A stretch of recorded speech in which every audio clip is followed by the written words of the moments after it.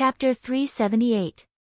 Luoya looked at Antonio with a serious expression, and the latter nodded affirmatively. The dream demon bloodline is in that country, but I can't get any help from them. What I want you to do is to get their support and push forward the plan. There's nothing wrong with what you've said. But since that's the case, why did you allow our conflict to continue, Dean? Isn't this the opposite of your goal? You mean, there's something you're hiding? Naturally, Roha heard the word school before, but as a traditional jutsu master, his knowledge of martial arts is limited, it's almost a blank. That's the school of the royal family of knights, the Cobnet family. It's one of the 3 core powers of the Cobnet family, together with the source substance, courage, and the dragon bloodline.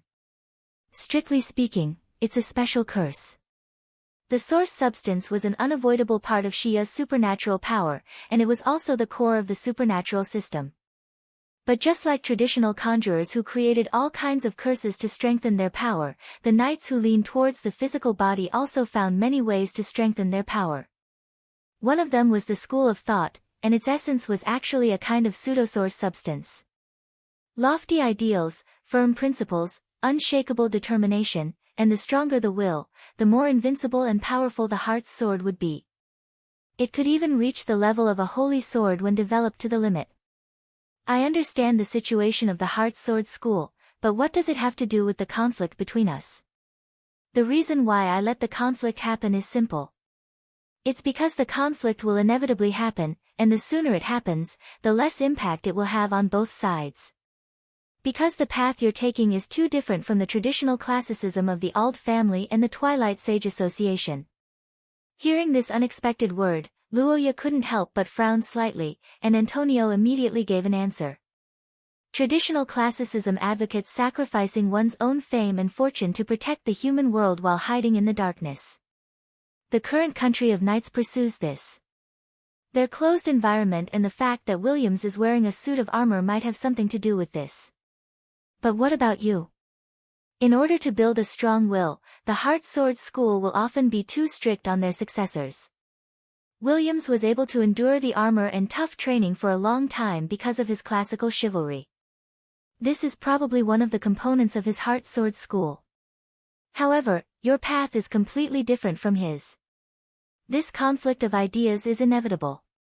After understanding Williams' situation, Luoya nodded slightly. He finally understood Antonio's actions. It had to be said that after knowing the full picture, Luoya also felt that the conflict between the two parties was inevitable. After all, it was impossible for him to give up his current life. On the other hand, Luoya also praised and disapproved of the classical chivalry attitude in his heart. The reason was the change in environment. Back then, the Ald family was the shadow of the royalty and the uncrowned king of the human world. They didn't need to stand in front of the stage and shout. The ancient Austin Empire was the only administrative body that was highly related to the fate of the entire human world. They could allocate enough resources for the Ald family, centralize their advantages, and resolve the crisis without affecting the normal activities of most humans.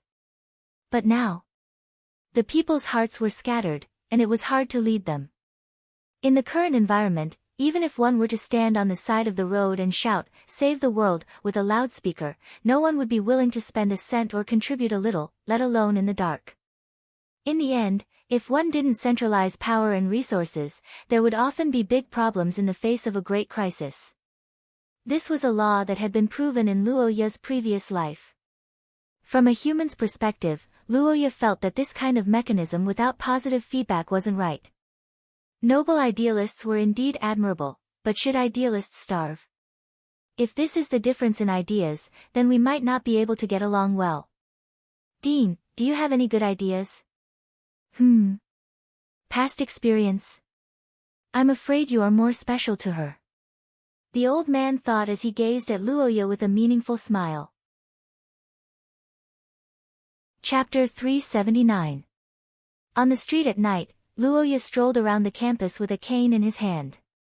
He recalled the inexplicable look from Dean Antonio before he left and felt something was wrong. It was unrealistic to tell others his thoughts without reservation unless the two parties had enough trust, which Luoya and Antonio obviously didn't have. Listening to the noise of the students walking around at night, Luoya strolled away from Antonio's office building after a detailed discussion and walked in the direction of the mantra station. However, before he walked far, he suddenly heard the sound of the system bell. The advice of the goddess of fate, huh? Drink juice. Although the conversation with Antonio was easy, the two sides were not close to the point of drinking tea and chatting.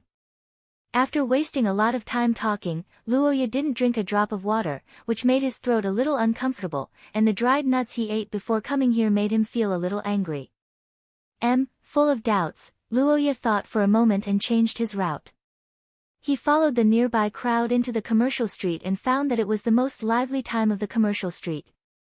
It's actually so lively. Looking at the absolute majority of the gathered crowd, Luoya couldn't help but sigh at the merchant's grasp of the appearance of the food. Just when he was wondering why the advice asked him to come here, a familiar figure appeared in the crowd in front of Luoya's eyes. At night, with so many people buying, it was difficult for the girl who couldn't speak and could only write to communicate. She may also attract the attention of others, especially after the conflict with Luoya and others in the afternoon. As a transfer student, she was too conspicuous. It's so beautiful, do you want to try that? I see, then I'll buy it for you. Hearing the sudden question, the girl who nodded subconsciously was slightly taken aback. It was not until this moment that she finally recovered her senses. Teresa turned her head and looked at the side in surprise. When she saw the black-haired boy beside her, she couldn't help but widen her eyes. Good evening, Mr. Luoya. After listening to Luoya's words, the blushing girl wrote these two sentences in a panic, then held the book in front of her chest. However, after seeing the girl's reply, Luoya was silent. He looked at the sign next to the popular stall, thought for a moment, and said. Seeing Teresa like this, Luoya couldn't help but smile. After a short wait, the black-haired boy finally succeeded in bringing back two colorful drinks for the girl. The two people tasted side by side at the long public table on the side of the road. Huh. Miss Teresa's throat is easily dry. Chapter 380. He's been waiting for you. Williams is waiting for me. What does that mean? If she wanted to explain this sentence, it would be difficult to avoid touching on some of William's secrets. Although Roja should be very reliable from his standpoint, this kind of thing wasn't something Teresa could decide to say. Thinking of this, the girl sighed and slowly shook her head toward Roja. The black-haired boy saw this and tacitly didn't ask again. He nodded and picked up the cup and drank the juice. Such a thought flashed through Luoya's mind and made his heart feel heavy. But after looking at the young lady beside him, he sighed in relief. Teresa was one of the core members of the group from the country of Knights. She was also the most normal person Luoya felt. It was important for Luoya to establish a good relationship with her. Thinking of this, the young man understood the importance of this suggestion. But then, a question appeared in his mind. 1 second to remember. Teresa, are you visiting the academy? If so, I can introduce you. No, actually, I'm looking for someone. Yes, it's Brittany. I couldn't find her after dinner. Seeing the name on the young lady's notebook, the black-haired young man suddenly thought of something and was dumbfounded. In the forest outside the Blue Hall, a golden-haired girl wearing light armor was peeking at the elegant mansion through the gaps of the leaves. She looked at the lights on the first floor of the building that went out one by one, and the sound of her breathing couldn't help but become heavier. But such a genius, after entering St. Freya Academy, unexpectedly met her fiancé who ran away from home to escape the marriage contract. She didn't dare to take him away because she met someone she couldn't fight against. That was the target of this transfer operation, Luoya caught. If she fought, she definitely couldn't defeat him. If she wanted, she probably couldn't take him away either. But there might be other ways. Although there was a man named Paul by Gayloc's side, he was only a grade 5 source grade and wasn't much of a hindrance. According to the information they gathered during this half a day, most of the students in Sangji Hall were first years and there weren't many who were strong. Then, if I rush in now, wouldn't I advise you not to do that? All of a sudden, Brittany's body stiffened as she was about to launch a surprise attack. She turned around and saw a pair of golden eyes looking at her calmly from the depths of the forest under the shadow of the lush foliage. The emotionless gaze seemed to be silently persuading her to calm down. Brittany's pupils contracted when she discovered the young man behind her. The fear in her heart made her want to release her curse, but she was afraid of provoking the unfathomable man.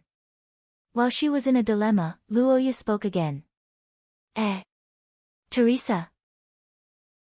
In any case, the friendly relationship between Luoya and Teresa eased Brittany's nerves slightly. Luoya also heaved a sigh of relief upon seeing this. Mr. Luoya, I am his fiancé. If you stop me, I will, help? What do you mean? I've heard about the incident with the Rund family and what you've done. I'll just tell you the result. If this continues, the engagement will be annulled. As soon as Luoya said this, Brittany, who already had a premonition, felt as though she was struck by lightning. She held on to the tree trunk beside her as her eyes glowed like a dead fish.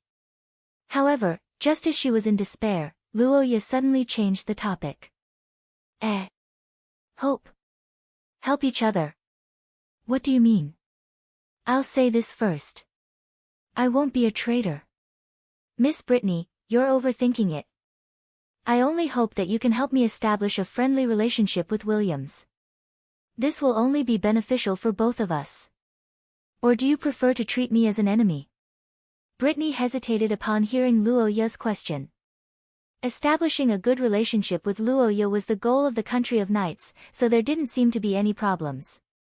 However, she had to admit that forming such an alliance in private made her feel like she was betraying her teammate. Miss Brittany, I can actually provide you with something else. A set of cutlery and blanket from Gerlach. Luoya revealed a satisfied smile as he looked at the young lady who widened her eyes in excitement. Spy +1.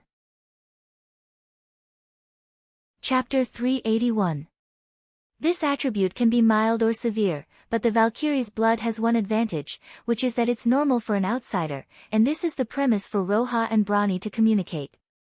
The third blessing was probably to get closer to Teresa and stop Brittany from running amok. But this was just a facade. The real purpose was to rope in the knight's country and create the conditions to awaken Estrella. Luoya sighed and returned to his room.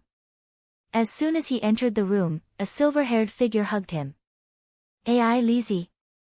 Why are you here again? Isn't the bed fixed? Big brother, Teacher Chris's kitchen utensils are broken, so he asked me to come here for dinner. Kitchen utensils after the bedding? Forget about the bed, how could the pot be broken?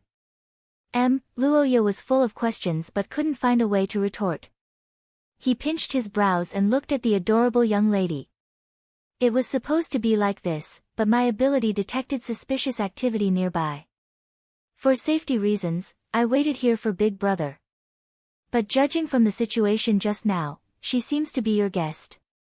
Is it because of the moonlight? I feel like Ai Lizzie's ability is amazing. You sent her away with just a set of tableware and a blanket. What a pitiful woman. I've already, cough. I mean, her interests aren't good. With the help of his strategic ally, Teacher Chris, tonight was the second night that Ai Lizzie successfully stayed behind. But if things went according to plan, Luoya would have to sleep in the empty room on the second floor. This wasn't something Ai Lizzie could tolerate.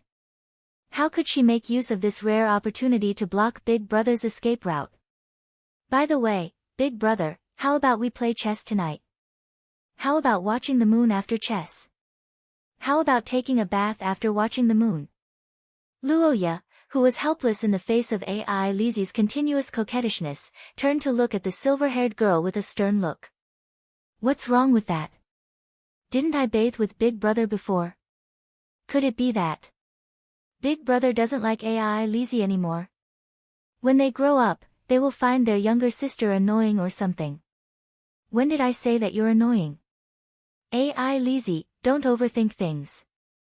That's because you've grown up, The black-haired youth ridiculed in his heart. He looked at the beautiful girl under the moonlight, whose beauty was even more soul-stirring. His eyes swept across her body that had already begun to develop. He only felt a restless flame rampaging through his body, burning his heart and making him panic.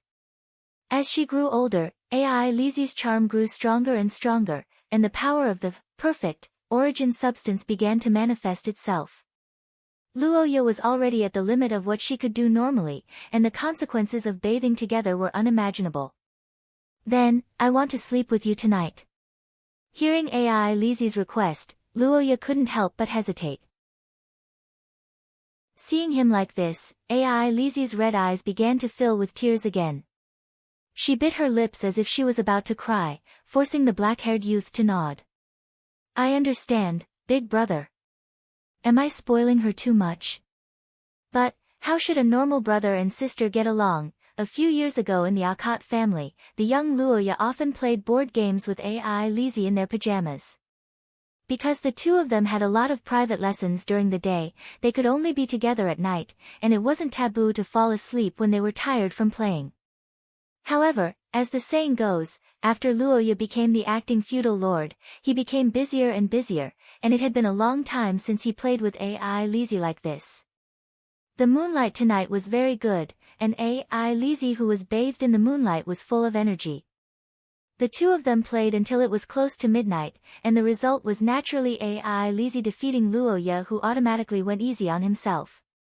The two of them played until they were tired, and after looking at the moon for a while by the window, the silver-haired girl yawned. Luoya saw this and smiled, officially asking to rest. Big brother, this is... In the darkness after the lights were turned off, Luoya and AI Lizzie silently prepared to sleep, but not long after, the girl's weak voice suddenly came from the other side of the 38th parallel. Then how did you sleep at Teacher Chris's place? Now, you can fall asleep, right? Feeling the warmth by her hand, the silver-haired girl was silent for a moment before answering softly, and she couldn't help but smile sweetly. Just like this, the two of them held hands and fell into a sweet dream. The next morning, when Luoya woke up, the silver-haired girl was already lying on his chest. Looking at the border that was completely torn apart by AI Lizzie, the boy sighed slightly, but he didn't pursue the matter. The main reason for this decision was naturally that Luoya didn't want to become enemies with the people from the country of knights, and another reason was that the responsibility of the enforcers was to maintain the stability of the academy. Although Williams and the others said that, at least until now, their actions didn't cause any harm to the order of the academy. Explosive Spell Learning and Practice Class. This was one of the classes in Luoya's class schedule, and it was famous for its long name. It was a prerequisite class for the spell practice class, and its purpose was to train the extraordinaire's spell casting speed. It was a class that leaned more towards actual combat. Another grading standard for this class was the destructive power of the instantaneous explosive spell casting. After all, speed alone wasn't enough to solve the problem. Sufficient destructive power was needed to defeat the enemy on the battlefield, otherwise, there was a high probability of being killed by the enemy who was driven to desperation. Luoya's explosive spell casting was an advantage that even Lillian, who didn't have a good relationship with him, praised endlessly. Not to mention the students, even the teacher of this class couldn't compare with him. If it wasn't for the fact that this class was compulsory, Luoya would have skipped it directly. After all, it was really a waste of time for him. As a student who skipped 1/3 of the class, even if there was a reason for it, Luoya still felt a little guilty, so he decided to have a proper attitude during the exam. But what he didn't expect was that when the class started, an unexpected figure appeared under the guidance of the teacher. It was the transfer student, Williams. Transfer student. In the last row of the classroom, a black-haired boy and a figure in armor looked at each other from afar. Their gazes weren't sharp, but they only had eyes for each other. Luoya thought so in his heart, but these thoughts weren't important to the old teacher George. After a brief introduction of Williams, the white-bearded old man announced the official start of the exam class. But what surprised Luoya and all the students was that the target of their spells wasn't the target of the training ground, but a goose. Looking at the goose that was grabbed by the neck by the old man, George, and brought to an open area, the students were puzzled for a moment. However, George didn't care about the students' reaction. He cast spells to block the pecking of the big white goose and calmly said to the students, "Let's go." After saying that, the old man walked to a table and sat down. The confident students began to line up one by one to show off their skills. For a moment, flames and thunder appeared one after another, and the sound of explosions was deafening. Within a second, the spells that the students released violently bombarded the splitting geese, causing explosions. After each explosion, the number of geese on the ground would change accordingly. After a big fireball, 5 small geese appeared on the scorched ground, and then they gathered together in a flash of light. Seeing this magical scene, the students were shocked, but they didn't have any more worries. Thus, one by one, the Cursemancers who used geese as their combat power unit were born. Jack, 2 geese. The armored knight walked to the side of the weapon rack and casually picked up an ordinary long sword.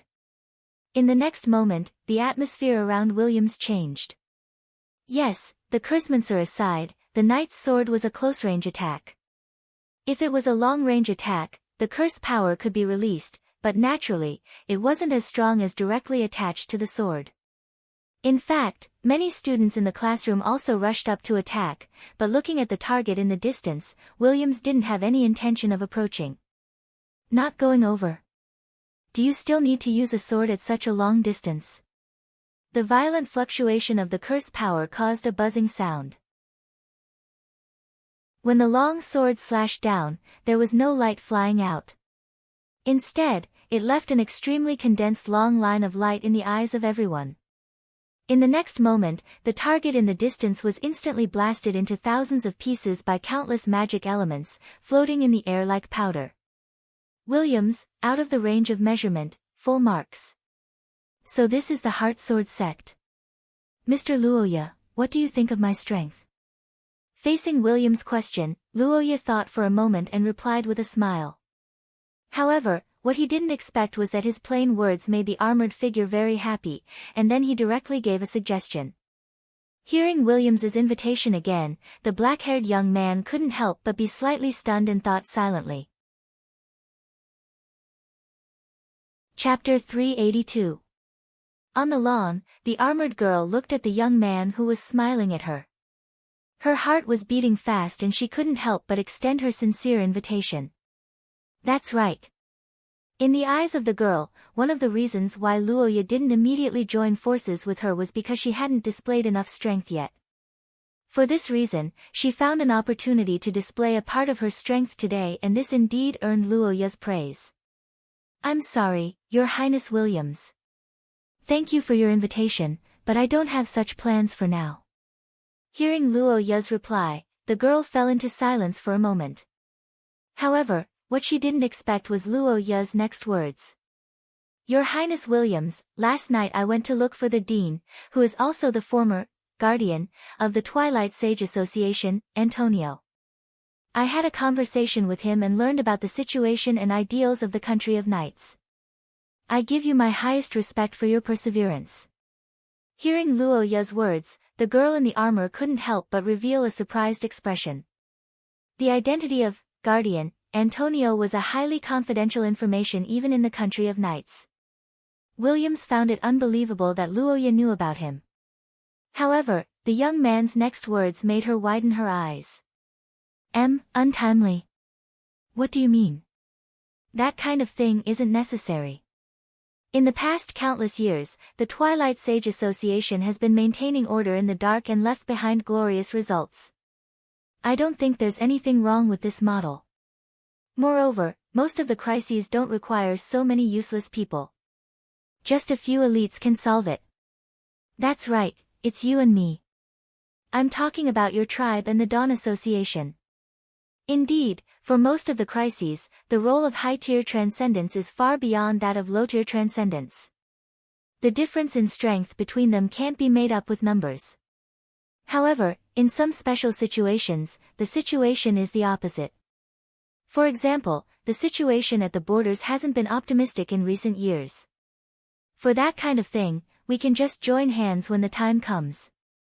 After the Twilight Sage Guild has disappeared for hundreds of years, I believe that the most important thing is to follow the tradition and re-establish the spirit of chivalry that is centered on protection and not moved by fame and fortune. As long as we have such determination. Although following the tradition of 1,000 years ago is admirable, if we don't keep up with the times, how is it different from the unchangeable ancestral teachings? Only talk about the spirit and not the material. I don't think that's the right thing to do. Selfless dedication is admirable, but the right thing to do is to be rewarded. I don't think that willpower alone can sustain such determination for a long time. For thousands of years, the Kobnit family has always kept the tradition in mind and cultivated the next generation with the spirit of chivalry. I have also paid a lot for this. Mr. Luoya, are you questioning me and my family? Upon hearing William's words, Luoya couldn't help but be slightly taken aback. He stared at the heavy armor in front of him and suddenly recalled the difficulties Teresa had mentioned to him. Thinking of this, the youth's expression changed as he hastily replied. There seems to be a quarrel over there. The crowd began to whisper among themselves, but neither of them cared. At this time, Luoya was thinking of a way to change Williams's mind, while the girl recalled the girls who had always been by Williams's side. She had some ideas in her mind. Chapter 383. Young warriors, today is the day to pursue your dreams. After half a year of continuous promotion, the long-awaited Challengers Cup finally opened today. Whether it was the contestants or the spectators who came from afar, it had reached an all-time high. The attention of the higher-ups of various countries was also attracted. The special approval of the first years added fuel to the fire of this lively event. The Challengers Cup preliminaries were held in more than 10 locations selected from the numerous secret realms of the Scholar Country. As for which group was assigned to which location, it was randomly assigned. Just like how everyone's talent in curses would be different locations would have a huge impact on a cursemancer, especially the difference between land and water.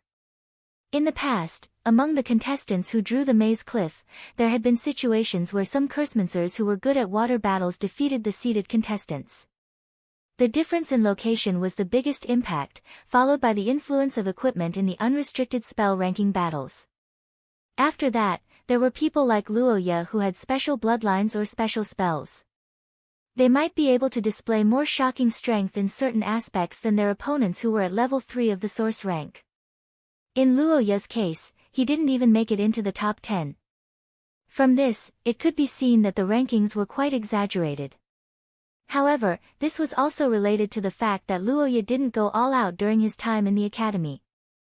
Under the nervous gaze of the crowd, the spell power of the image finally dissipated and finally stopped at a dark area. Oh no, I've never been to the swamp. Such situations were repeated as the locations were announced. Soon, it was Luoya's turn to be in the 6th group. Why is it that damn place? Hearing the 6th group's location, Luoya's side burst into an uproar. The students who had already formed cliques had ugly expressions after hearing the news. Some of the more timid ones even began to shrink back. The black-haired boy could understand this. After all, the Temple of Silence wasn't very popular. There were skeletons among Shia's monsters, so naturally, there were also things like ghosts. Generally speaking, the probability of these things appearing naturally in peacetime was very low. Luoya had never seen them before because the country he lived in dealt with them well. That's it. Amidst the noisy crowd, Luoya quietly listened to the elimination matches of all the groups. Apart from him, the others seemed to be normal. After the selection of the venues was completed, the tens of thousands of contestants left the venue under the guidance of the staff. They began to move toward the entrance of the secret territory. The curtains of the preliminary round finally opened amidst the cheers of the audience. In the country of scholars, many students had the misconception that the nearby secret realm belonged to the country of scholars. However, this idea was wrong. The Temple of Silence was rumored to be the old site of an ancient civilization, but no one knew exactly what civilization it was. After countless years of erosion, almost no clues could be found, which was why it was casually used as a competition venue. Chapter 384. At the edge of the forest and the ruins, the black-haired young man who was wrapped in yellow curses stared at the brown-haired girl in front of him, dumbfounded. On the other side, Selena held a long sword in her hand, not knowing what to do. The lawless origin substance gave Selena a spear that could break through all curses, but no matter how good the weapon was, it was useless if one didn't know how to use it. That was why the Batet family's battle power was actually driven by two cores. One was the origin substance, and the other was the bloodline of a sacred beast from ancient times. But what if one of them was removed? In the past, only Selena's father could suppress the restless bloodline in the girl's body with absolute strength, allowing Selena to enjoy a period of peace. That was why when her bloodline was suppressed and her brain suddenly became clear, Selena blurted out the word, "father." But soon, the girl realized that something was wrong. There was no need for the help of medicine, and there was no pain. Her bloodline calmed down in an instant, and it was at the moment when Selena's battle intent was at its strongest and she was about to swing her sword. In this situation, the biggest possibility was that the other party's bloodline was the same as hers, and far superior to hers. "No, that's impossible. What did you do? How did it feel to be called father all of a sudden?" "It was quite sudden. It was probably because of the advice of the goddess of fate." I felt a familiar aura, so I came out to take a look. I didn't expect to find something unexpected. Is this a bloodline of the same kind?" "Yes, this little girl has the bloodline of a sacred beast." The black-haired young man was stunned when he heard Paytila's words. He didn't expect that even a sacred beast could mix with the bloodline of a human. But after thinking about it carefully, he wasn't that surprised. After all, in terms of size and racial differences, William's dragon bloodline was similar. Sensing Luoya's thoughts, Paytila gave such an explanation, and Luoya finally understood why Selena was panicking. Looking at Selena, whose hair stood on end when she felt Paytila's gaze, Luoya finally understood the current situation. He looked at the girl whose murderous aura had dissipated and finally understood the intention of this advice. Luoya, who was thinking this, looked at the brown-haired girl who was holding a weapon and shaking her tail with a conflicted expression. After thinking for a moment, he spoke with a serious expression. What do you mean?" "If I'm not mistaken, His Highness Williams won't allow you to attack me in the preliminary round. As a transfer student of the Country of Knights and a member of the Dawn Association, Miss Serena, you don't seem to be listening to His Highness Williams' orders." Chapter 385. For the preliminary round, all the contestants and the audience might not be very passionate, but they would never have any worries because it was basically absolutely safe. The excessive damage of the substitute curse vessel did not refer to the severity of the eliminated person's injury, but it referred to the curse power content and strength when the curse vessel was destroyed. For example, Selena's waist slash was more serious than the curse attack of other cursemancers. However, the curse power content and strength were obviously higher than the fireball created by the curse vessel. Although Luoya was very concerned about other people's situation after the preliminary round, he was not worried about the safety of his relatives and friends. Therefore, he was particularly shocked when he heard that Paul was injured in the preliminary round. In the preliminary round of the Challenger Cup, there were not many scenes that the audience could see. After all, there were more than 10 venues where tens of thousands of people were fighting at the same time. It was basically a situation where the smoke of war was everywhere. The venue in the secret realm was too large, so only the most intense battles could be shown to the audience who were excited because of the opening ceremony.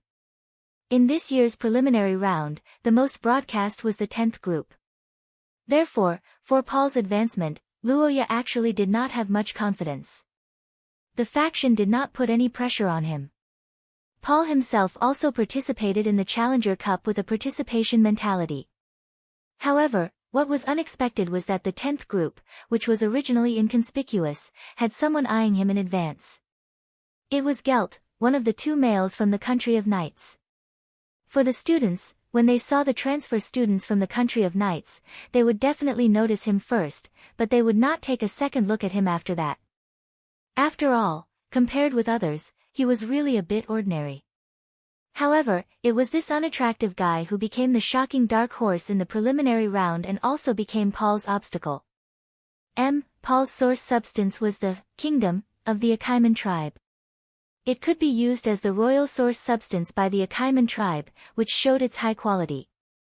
However, as the saying goes, cultivation depends on the individual.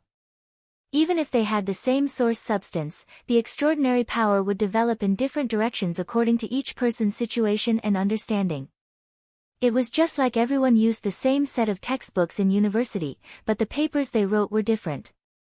As for Paul, he was still a farmer last year. Whether it was his understanding of origin substances or his thoughts, he naturally couldn't reach Lillian's level. But as the main character of the original work, he had his own abilities. With this ability, Paul successfully rushed out of the forest and approached the cave where the advancement crystal was stored. However, he didn't expect to be ambushed by Gelt there. What was even more surprising was Gelt's ability, which was similar to a gigantification curse. Part of the gigantification was indeed awe-inspiring, and the target he wanted to attack was indeed only Paul. However, under the rolling stones, the aftermath of the impact affected many of the top players who had rushed out of the forest. Paul saw this opportunity and had a bright idea. He loudly spread the rumor that Gelt wanted to monopolize the 10 crystals. For a moment, the crowd was agitated, and everyone joined forces to attack Gelt. After listening to the situation of the 10th group, Roja's face turned gloomy. The members of the faction didn't dare to make any noise. They quickly rushed to the entrance of the forest and found that the field was already filled with people lying on the ground. Most of the contestants were injured by the overdose of the poison. What was going on? Why was he so happy when he was injured and eliminated? Brother Luoya. Just now, the referee of the competition came over and told me that they judged that I obtained the crystal to reach the advancement requirement of 10 minutes. After the substitute was damaged, they announced that I successfully advanced. The black-haired teenager widened his eyes when he heard Paul's words. After asking, he knew that Paul had successfully obtained a crystal in the melee and held on for 10 minutes. But before he could leave the field, he was attacked by Gelt's curse power. As a result, his substitute was destroyed, and the aftermath also caused damage to Paul at that time. Listening to the excited noises of the nearby faction members, Luoya breathed a sigh of relief. At the same time, his heart relaxed a lot. He was even happier than when he advanced. Because the significance of this Challenger's Cup was far more important to Paul than others. Paul himself might not have thought of this, but as a friend, Luoya was very clear. Therefore, during this period of time, the teenager focused on training him.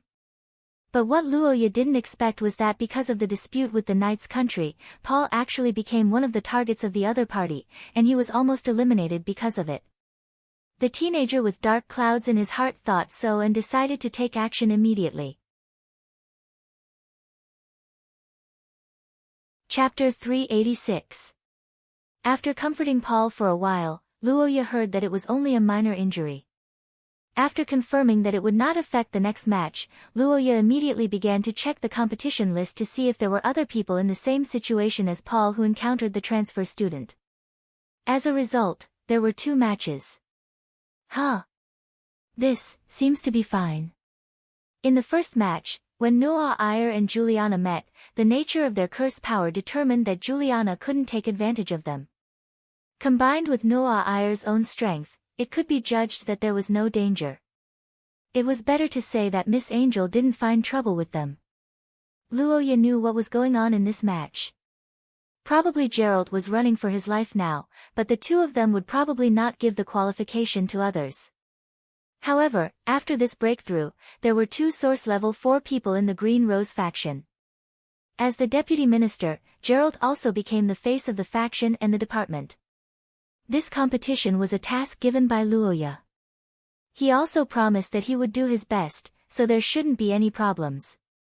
After looking at the list of people, Luoya sent contact people to these two groups to be on the safe side. Luoya himself went to the venue with Paul and other winners of the primary to register and receive medals. 1 second. Remember 99% elimination rate, this probability could be said to be a real army crossing a single plank bridge. It didn't seem excessive to give a commemorative medal to the players who rushed out. However, when they were registering and receiving the medal, a tall figure made many students, including Paul, change their faces. What is this guy doing? Seeing Gelt approaching, the students around Luoya were a little nervous for a while, but the other party didn't mean to be violent at all. The tall man stopped in front of Luoya and others. He looked at Paul, who was staring at him, and didn't speak. After a moment of silence, he turned his gaze to Luoya. Talk alone. Okay, let's go over there. Mr. Luoya, I heard that the skeleton you used was a giant named Gulandair. Is this true? When the black-haired youth heard Gelt's question, he calmly replied with a question. Mr. Luoya, I'm afraid you don't know this, but the name Gulandair is not glorious in our clan's records. He is a tyrant and a degenerate. He is an extremely evil person. I suggest you cut off all contact with him immediately. Hearing Gelt's words, Luoya's brows wrinkled. He looked at the tall man in front of him, thinking about his words and couldn't help but feel unhappy. That's right. He's a famous criminal in the records of our clan. His name is very special, so it shouldn't be wrong. Fallen ones are good at disguising themselves. You might not know much about him. Hearing the tall man's words, the black-haired youth refuted with a rare look of anger. Geert said in a low voice. Oh, history. I really didn't expect someone to talk about history with our race. Then let me ask you, Mr. Gelt, do you know how much of the history you read is true and how much is false? Chapter 387. After the conflict with Gelt, Luoya calmed down his anger, readjusted his state of mind, and fell into deep thought. Undead creatures were a race that was naturally rejected by humans. Most of them had no sense of reason at all. In ancient times, they were tempted to fall into depravity. There weren't many of them, but the problem was that not all undead creatures were evil, especially the higher-level ones. They were less affected by the undead attribute and could choose their own side. In the distant ancient times, the mythical races were united by the side of the creator, Shia. They were chosen by the creator, and one of them was the undead. If the undead could only do evil, Shia would have wiped them out long ago unless he was a necrophiliac. There were too many possible guesses as to why the Gulandair was described as an evil god who committed all kinds of crimes. The most likely reason was that it was slandered by later generations. However, the specific details would have to be asked by the person involved.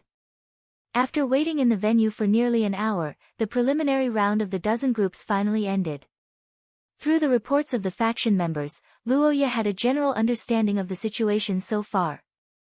It could be seen that Juliana was different from Gelt. She didn't carry out Williams's orders well. She was the type who prioritized her own interests. On the other hand, Brittany was even more so.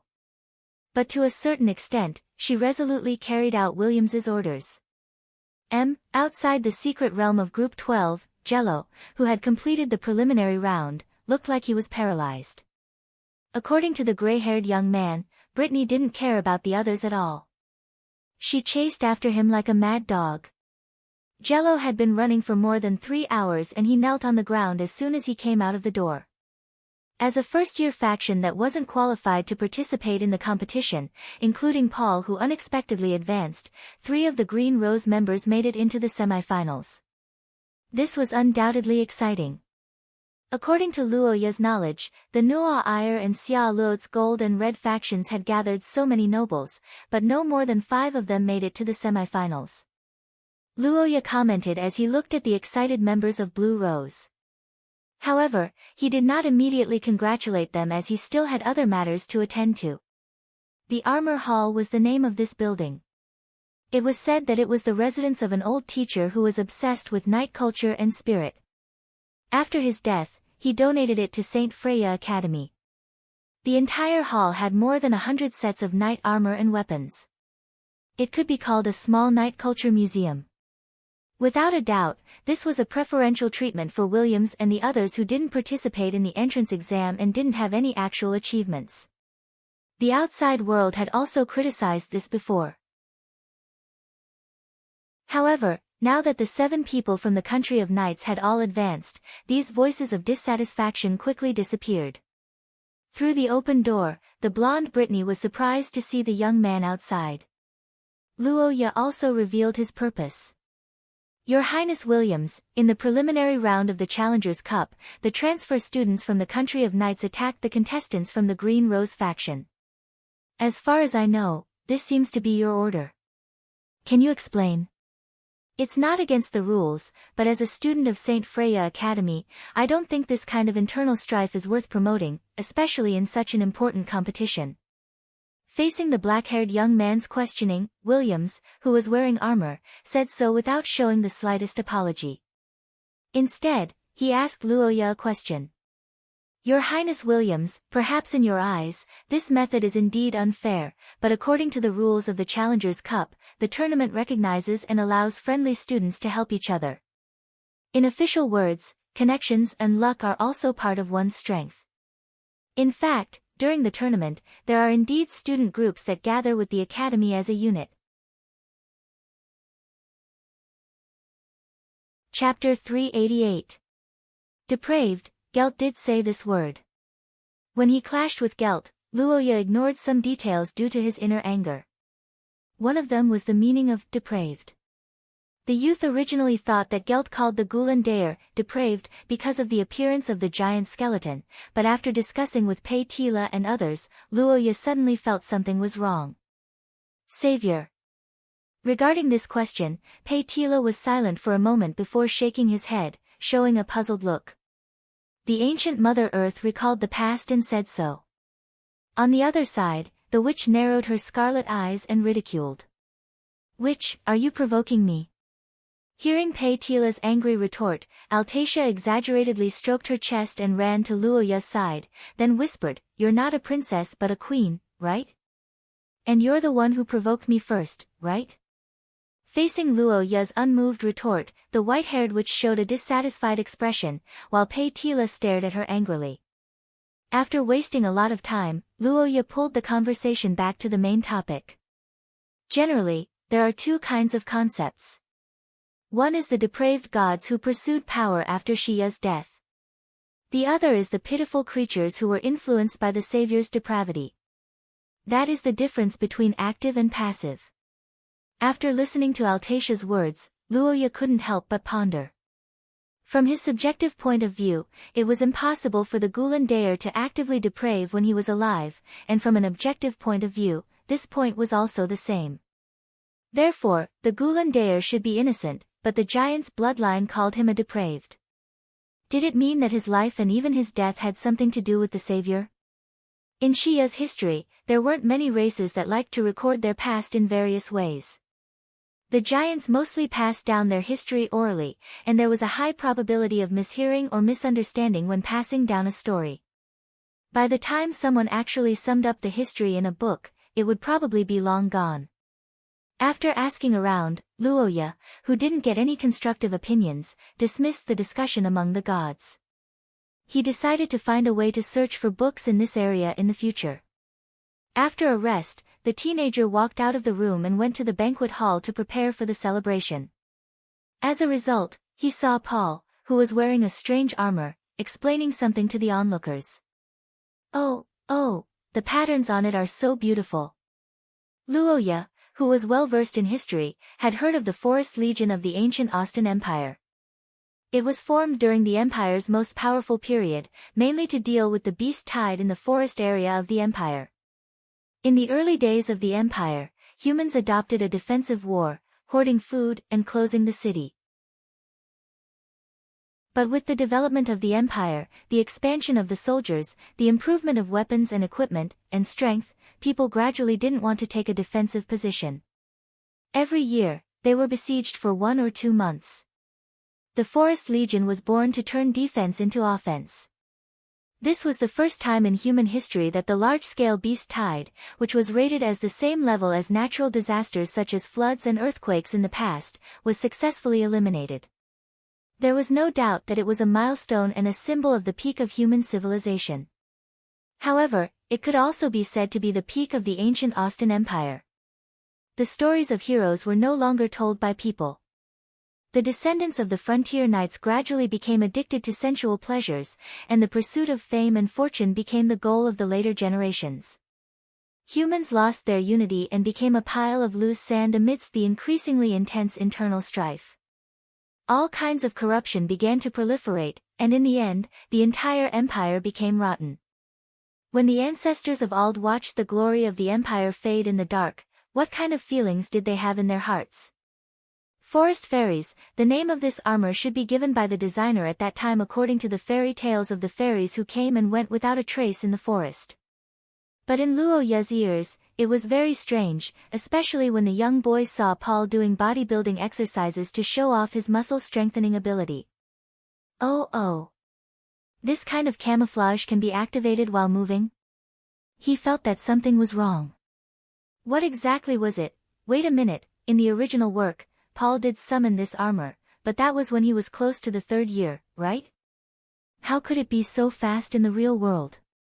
If he thought about it this way, it seemed that his speed of improvement was also much faster. After Luo Ye's actions were different from the original work, everyone in the eye of the recorder seemed to have improved faster than the original work. They were already favored by the heavens, but they became more and more demonic. Luo Ye didn't know how to explain this. The young boy blinked and fell into deep thought. On the other side, as students from other departments in the academy came to visit, Paul's side also became noisy. Student Paul. We are the Curse Research Department belonging to the Curse School. Can you let us take a closer look at this perfect armor? Looking at the members of various departments in the academy, the young boy who suddenly became a dark horse in the Challenger Cup competition didn't know what to do for a while. The nearby faction members were also unprepared. Facing the outsiders who kept making requests, Paul became a little embarrassed. Students from various departments visiting, please abide by the order of Tsang Hall. As a participant of the Green Rose faction, Paul Aikman is currently not accepting any interviews. His spell and equipment are also confidential matters before the end of the competition. Please understand. Seeing that one of the ring-bearers, Luo Ye, came forward, the students who made all kinds of outrageous requests stopped and dispelled the idea of making a big news. The crowd gradually dispersed. Paul, who was relieved, looked at the young boy in front of him who blocked the crowd for him. He felt warm in his heart and hurriedly thanked him. It's normal. Most people are like this when they are suddenly surrounded. It will be fine after a while. Can you let others wear this thing? Hearing Luo Ye's question, Paul smiled bitterly, then explained, I see. The magical weapon of the ancient Austen Empire in the Second Era was the achievements of most of the top curse research in human history. If it could be successfully replicated by Paul, it would be of great significance to promote the current curse equipment, especially now when the mutants were restless. After asking Luo Ye at the awards ceremony not long ago, Melty proved that she was not joking. She really joined the Green Rose faction. As a senior and one of the members of the Academy's orchestra, the talented girl with good temperament was warmly welcomed and quickly integrated into the group. As an outsider of the Academy, Elisa wasn't allowed to live in the Blue Hall. This was because it would violate the Academy's rules. Usually, it would be fine if she was only a member of the faction and no one would speak of this matter. But today, a large group of outsiders had come, so it would be very dangerous for Elisa to show her face.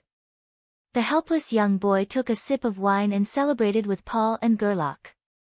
However, to his surprise, Paul didn't eat and drink as usual at today's banquet. Instead, he looked a little strange. Senior. Junior Luo Ye, I'm here as the representative of the Aikman family. Thank you for your help to family member Paul Aikman. Because the Purple Rose faction's banquet has just ended, it seems that I didn't have time to inform you in advance. Please forgive me. The black-haired young boy said with a smile on his face. He cooperated well with Lillian's official tone. In the eyes of outsiders, it was completely polite. As for Paul, the agent didn't participate in the conversation between the two. He just pulled a chair and put it next to Luoya's seat. You can actually use the kingdom source substance like this. This is really beyond my expectation. Your situation is also very rare in the history of our family. Listening to the question and answer between Lillian and Paul, Luoya, who couldn't interrupt, raised his eyebrows. After thinking for a moment, the young boy turned his head and wanted to chat with Gerlach, but before he could speak, the tentative fingers under the table suddenly touched him. In the lively banquet under everyone's gaze, the black-haired girl smiled and held the young boy's hand dexterously. Chapter 389. Amidst the lively banquet, Luoya stared at the gray-haired young man with widened eyes. On the other hand, Gerlach looked dubious. He naturally didn't know what kind of heartbeat Luoya was going through at that moment. Head, what's wrong? Why is your face so red? Oh, I see. It has indeed gotten hotter in the past few days. As the person who was the furthest away from Luoya geographically, Lillian could only spend time with the young man in the academy and couldn't see him in public. This could be considered a major disadvantage. But Lillian also had her own advantages. She had Paul as a top-notch insider. In a situation where the other young ladies couldn't attend due to faction affairs, Lillian arrived first as Paul's relative. The feeling of sneaking ahead was undoubtedly exhilarating, especially under the watchful eyes of everyone. Before this, as her XP was triggered, Lillian could do whatever she wanted to Luoya, whose side effects were reduced. But now, the side effects were gone forever. Facing the young man in his normal state, Lillian didn't have the courage to be too proactive. But compared to the passion back then, the warmth between the two of them was enjoyable. Remember this for a second. The black-haired young lady felt this rare happiness. Her purple pupils couldn't help but narrow slightly. She knew that she shouldn't laugh so casually, but the corners of her mouth couldn't help but curl up. And in the eyes of Paul, who was covering for her, this change was even more obvious. It was a peculiar feeling similar to virtuousness and even a strong maternal instinct. It was an unknown side of her that would only be revealed when she was with Luoya. It was also due to this obvious change that Paul volunteered to be the go-between between Lillian and Luoya. Gazing at the two of them sitting side by side, Paul revealed a smile and lamented. After his discussion with Lillian about the source substance, the nearby crowd had left as if avoiding suspicion. Gerlach had also gone out to drink with his close friends. With no one around, the young lady could finally whisper to Luoya. Thank you, Senior. You too. Did the preliminary round go well? The black-haired girl said regretfully. She was still brooding over the fact that she had drawn the grassland terrain in the preliminary round. Luoya couldn't help but laugh. He couldn't help but open his mouth to persuade her. If that's the case, things will be a little difficult. Upon hearing Lillian's unexpected answer, Luoya couldn't help but blink in confusion. The black-haired girl smiled, gently clenched his hand, and whispered in his ear. The girl, whose wish wasn't fulfilled, could only tap Luoya's wrist under the table. Then, she couldn't help but sigh. If it's just meeting each other, we can do it every day during class. However, we haven't had many opportunities to meet in private recently. The reason was that as the leader of the faction, they needed to lead the other members of the faction to improve together with them to a certain extent. It felt like a top student helping to tutor others. The improvement of the overall strength of the faction was also an important test for the ring-bearers. Senior sister, Green Rose has just started and needs to improve as a whole to get resources, so I've been quite busy recently. Chapter 390. After 2 rounds of easy matches, the seeded players of the Challengers Cup had basically cleared the contestants with average strength, and Luoya was about to face the agreed battle. To some extent, Luoya, who also had some bloodline problems, understood Selina's feelings very well. But on the other hand, the teenager opposed Selina's solution to the bloodline problem. The Batet family's sacred beast bloodline could be controlled. Luoya had learned this in advance, but the opportunity to control the bloodline was different. Some people naturally learned it as they grew older, and some people learned it in battles with strong enemies. Selina's bloodline talent was extremely high, so it was estimated that the latter was the most likely to control the bloodline. If he wanted to help her, he had to defeat her. This competition was the best opportunity because the substitute curse vessel of this Challengers Cup competition could let people clearly experience death. The state between life and death was the closest to a real battle. In the crowded arena, Luoya and Selina were at one end of the arena. In the center, the crystal ball in the hands of the tournament organizer, which constantly changed the venue, lit up again, making the audience excited. Under such a battle analysis, the venue selection became the focus of the audience. However, as if God was playing a joke on Luoya, at the last moment when the constantly changing venue crystal ball reached the finish line, the hilly terrain that was originally quite good was replaced before it was locked, turning into a dark rainforest. 1 second remember, 50 gold coins. Bet on that little girl. With the efforts of the majority of gamblers, Luoya's odds began to soar. At one end of the arena, the silver-haired girl frowned worriedly. It's very simple. Because the darkness of this secret realm, perpetual night forest, is accompanied by curse power, ordinary night vision spells are very ineffective. TSK, I didn't expect to draw such a place. Should I say that things don't go as planned? Perhaps a few months ago, Luoya would have some concerns about dueling with Selina in such a place, but now it was different because Luoya no longer had 2 ancient gods, but 3. After the announcement of the entrance was made, Luoya and Selina's bodies were surrounded by light. When they opened their eyes again, the black-haired teenagers saw complete darkness. After officially entering the competition, Luoya found that the situation in the perpetual night forest was worse than expected. Facing such an unfavorable environment, Luoya did not move a step, nor did he use any spells. Instead, he immediately chose to release the Hydra staff in his hand. The origin form, disorder, gave Luoya a strong penetrative ability. This was the thing that had left the deepest impression on him in the previous 2 matches.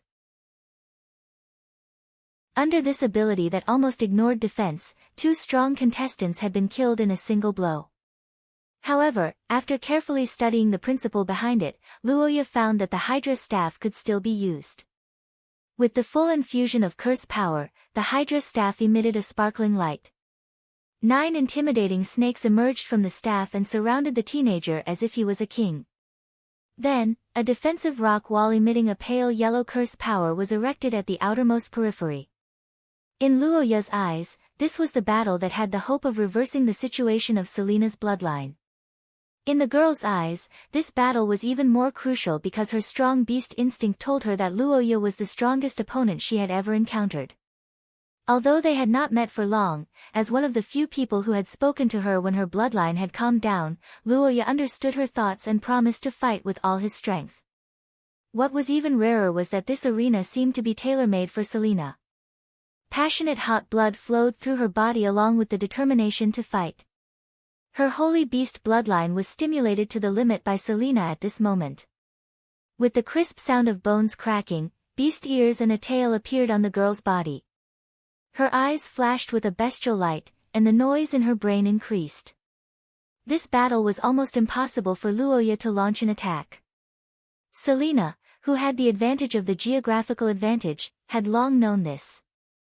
Before entering the arena, the brown-haired girl had predicted that Luoya would adopt a defensive strategy, so she had thought of a strategy in advance. Clear beastly cries continuously sounded from the girl's mouth.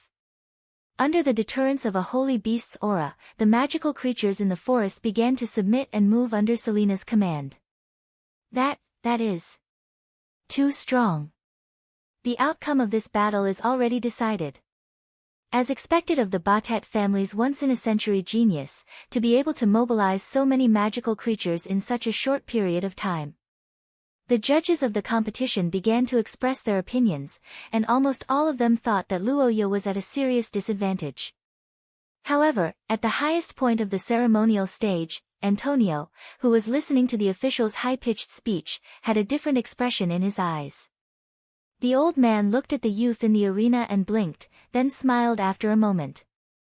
The roars of magical creatures sounded from all directions, and Pei-Tila's outermost defense began to be attacked from all directions. Due to the number of magical creatures, the Hydra protecting Luoya had no choice but to move its huge body and spray its venom outwards. For a moment, the roars and screams of magical creatures filled the air. After the magical creatures in the sky moved, the Hydra could no longer maintain a complete defense. At this moment, the black-haired youth had no choice but to make a move. Against Luoya, who had the king of sacred beasts following him, the magical creatures were completely useless. This was something that Selena already knew.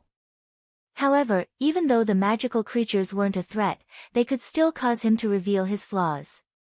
The moment Pei-Tila's aura intimidated the magical creatures, the brown-haired young lady in the darkness suddenly activated her bloodline.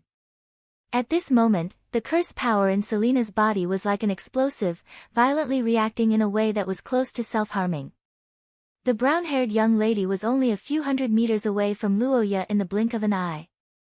The young lady's body fell to the ground like a meteor, consecutively chopping off 2 snake heads and pouncing towards the youth in the center of the formation.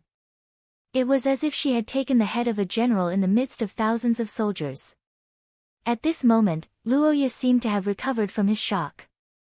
Looking at the astonished youth under the long sword, Selena was almost certain that she had won.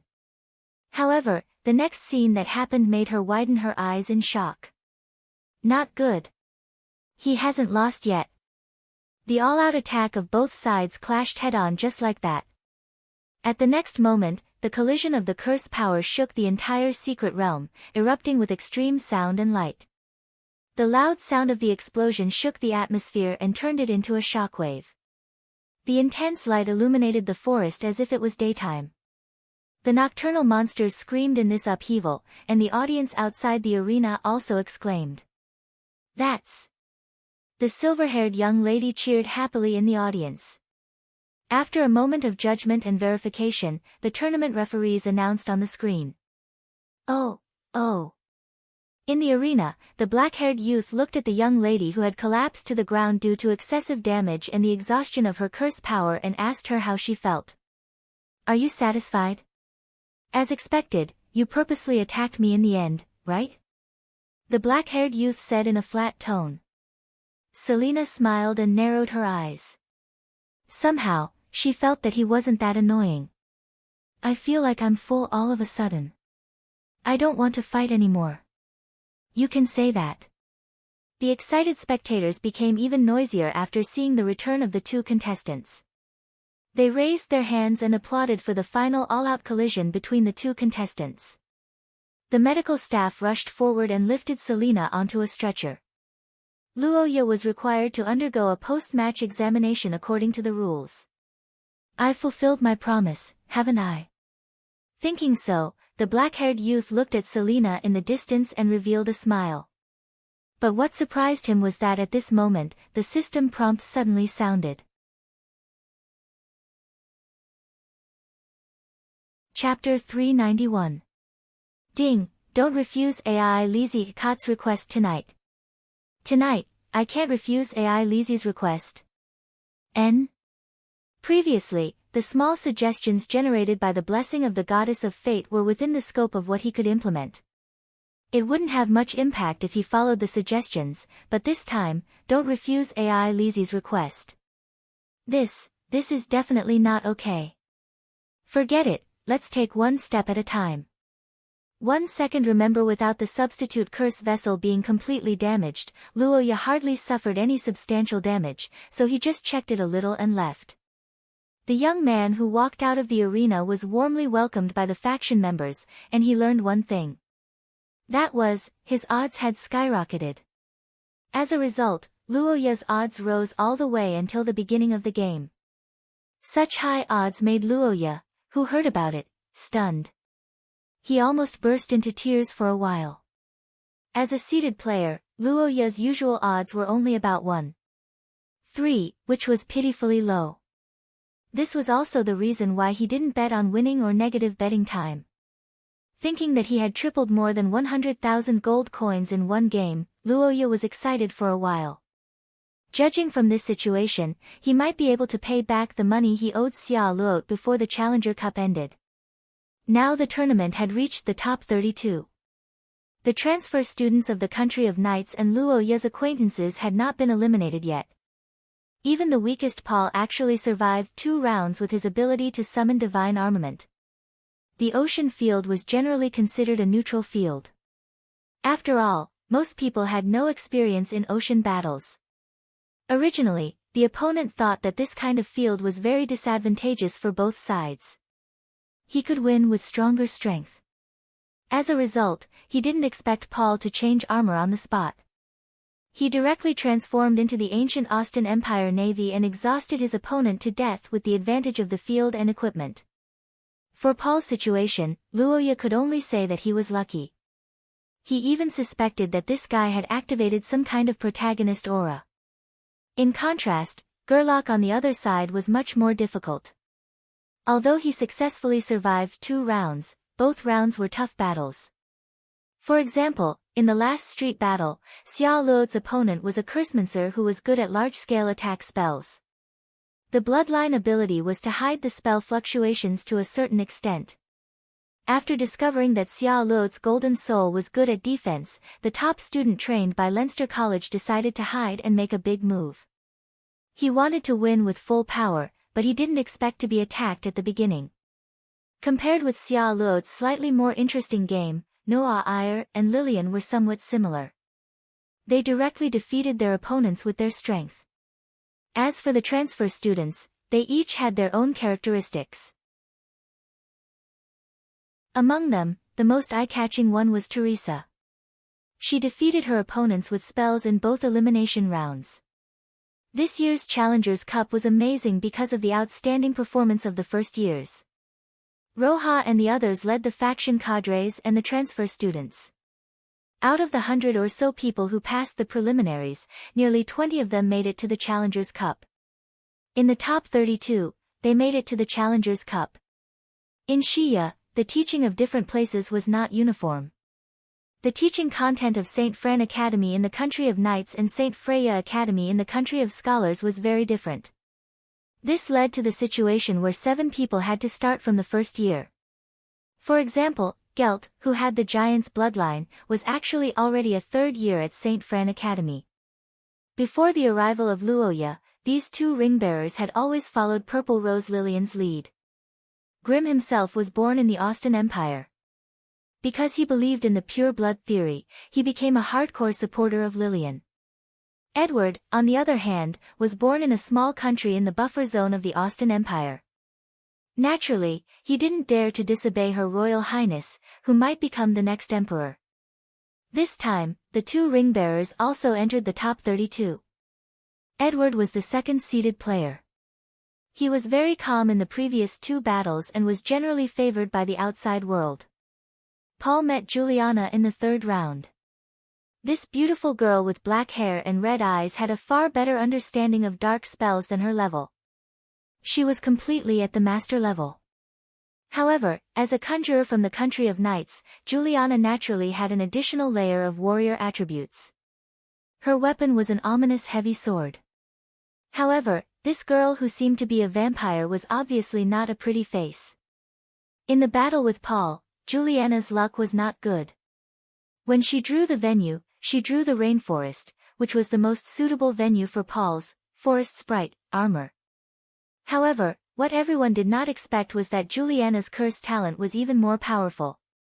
This kind of wide area search spell was actually not very powerful in terms of spell power, but its operation difficulty was too high. Generally speaking, it required several conjurers to cooperate to complete it. However, Juliana completed it alone with ease. The moment she caught Paul, she performed shadow shift and appeared behind him. Then, her greatsword flashed and cut Paul in half. Obviously, the protagonist's halo wasn't as magical as imagined in the real world. Although Paul was lucky all the way and even drew the best lot in the venue, luck wasn't omnipotent. Juliana proved with facts that strength was always the most reliable. TSK, what kind of smell is this? After Paul's defeat, another deputy minister of the Blue Rose faction also met with a defeat. However, Luoya was not surprised because Gerlach's opponent was Brittany. The gray-haired youth's legs were shaking as soon as he entered the arena. It would be strange if he could win. Rather than letting others kill him, why not let me do it? Gerlach's guts were shattered when he heard Brittany's words. He was even more convinced that there was something wrong with Brittany's mind. However, based on Luoya's experience, she was probably just not good at language. Under Brittany's threat, the cowardly Gerlach was defeated like a landslide. However, to be honest, this did not have much of an impact on the outcome. In terms of strength alone, Brittany, who had the bloodline of the Valkyrie, could not be defeated by a youth who had just reached level 4 of source rank. In that battle, Stuart drew the desert terrain. His opponent was a foreign participant who had rich combat experience. Both of them were at level 4 of source rank. Then, there was a series of spells that were nothing special but very solid. In the end, Stuart lost. Even after his defeat, he did not take off the black cloth covering his eyes. Could it be that his eyes were not used for battle? Although Luoya advanced to the top 16, Paul and Gerlach had just been eliminated, so it was inappropriate to celebrate. In fact, after returning to the residence, Luoya specially consoled them. After realizing the gap in strength between them and their opponents, they both expressed that they would work harder. After chatting with them, Luoya finally had some free time. However, a question arose in his mind. AI Lizzie did not return with him. Instead, she left with teacher Chris before the end of the competition. Luoya returned to his private area with doubts. He did not expect to hear the sound of firecrackers as soon as he opened the door to the dining hall. Big brother. Congratulations on your successful advancement. The black-haired boy stared at the two people who were firing the cannons and shooting out colorful paper ribbons. Chris smiled and explained, "That's right. I really didn't expect this. I've never seen this dish before. This is... You guys?" Looking at the silver-haired girl who patted her chest and asked for praise, Luoya was stunned for a while. He looked at the dish in front of him, and his heart was filled with emotions. Thinking of this, Luoya suddenly felt like crying. In order to cover it up, he hurriedly picked up the spoon and took a sip. "It's delicious." Hearing AI Lizzie's question, Luoya answered decisively, just like any parent who ate a dish cooked by their child for the first time. But after speaking, the youth found that AI Lizzie's dish was really delicious. Under the dual psychological and physical enjoyment, Luoya drank nearly half of the soup in one breath. AI Lizzie was very happy to see this, and Chris couldn't help but laugh. "So that's how it is. At that time, I wanted to make it for your father, but I didn't have the chance to learn it. I didn't expect that after so many years, it's actually yours." Hearing Chris's complaint, the black-haired youth didn't know whether to laugh or cry. At the same time, seizing the opportunity when Luoya was touched, AI Lizzie hugged the youth's arm and said her request. "Big brother, can you let me stay tonight?"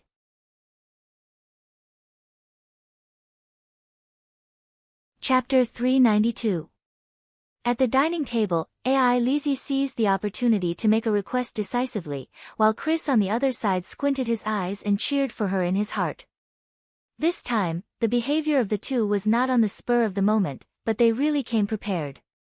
After all, Luoya would advance, and it was not difficult to predict that Paul and others would be eliminated. For this reason, AI Lizzie began to practice with Chris a week ago. Under the pleading of AI Lizzie, Luoya, who was moved in his heart, agreed almost instantly. After agreeing, the young man remembered the advice of the goddess, and he couldn't help but smile bitterly in his heart. The puzzled young man decided to wait and see, and put these things behind him for the time being. Chris, on the other hand, talked about Kadia's reply. Well, looking at the date, it was 3 months ago. She said that she thanked me for taking care of you, but to be honest, I don't think I did anything. Are you praising me? Remember it in 1 second. If it was according to Dad's thinking, it should be just a polite reply now. The relationship with Teacher Chris is probably still at the level of old friends. In this case, Teacher Chris still has a long way to go. Under the company of AI Lizzie and Chris, the young man rarely experienced the warmth of a family. After a warm dinner, Chris found an opportunity to give AI Lizzie a look and got up to leave, so only Luoya and AI Lizzie were left in the room. However, it had to be said that Luoya really needed to read some books recently to stabilize his extraordinary power. After all, after the last historical fragment, his strength had advanced by leaps and bounds, and he was close to the limit of source rank 4. However, this kind of leap in progress had an unstable foundation, and an inappropriate consolidation was likely to cause problems. In order to achieve this goal, Luoya needed a lot of historical records to enrich himself. If he was in the Akot family, it might be a little difficult, but fortunately, he was in St. Freya Academy, and he really couldn't finish reading the resources in the library in a short time. No matter if it was a history book from hundreds of years ago or a scroll from thousands of years ago, no matter if it was a strange story or a serious history, as long as Luoya was by her side, AI Lizzie didn't care. After all, rather than saying that she was reading a book, it was better to say that she was reading a person.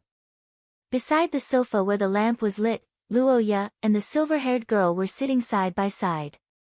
The boy was holding a thick book and slowly flipping through it, while the girl was silently rubbing against his shoulder like a cat.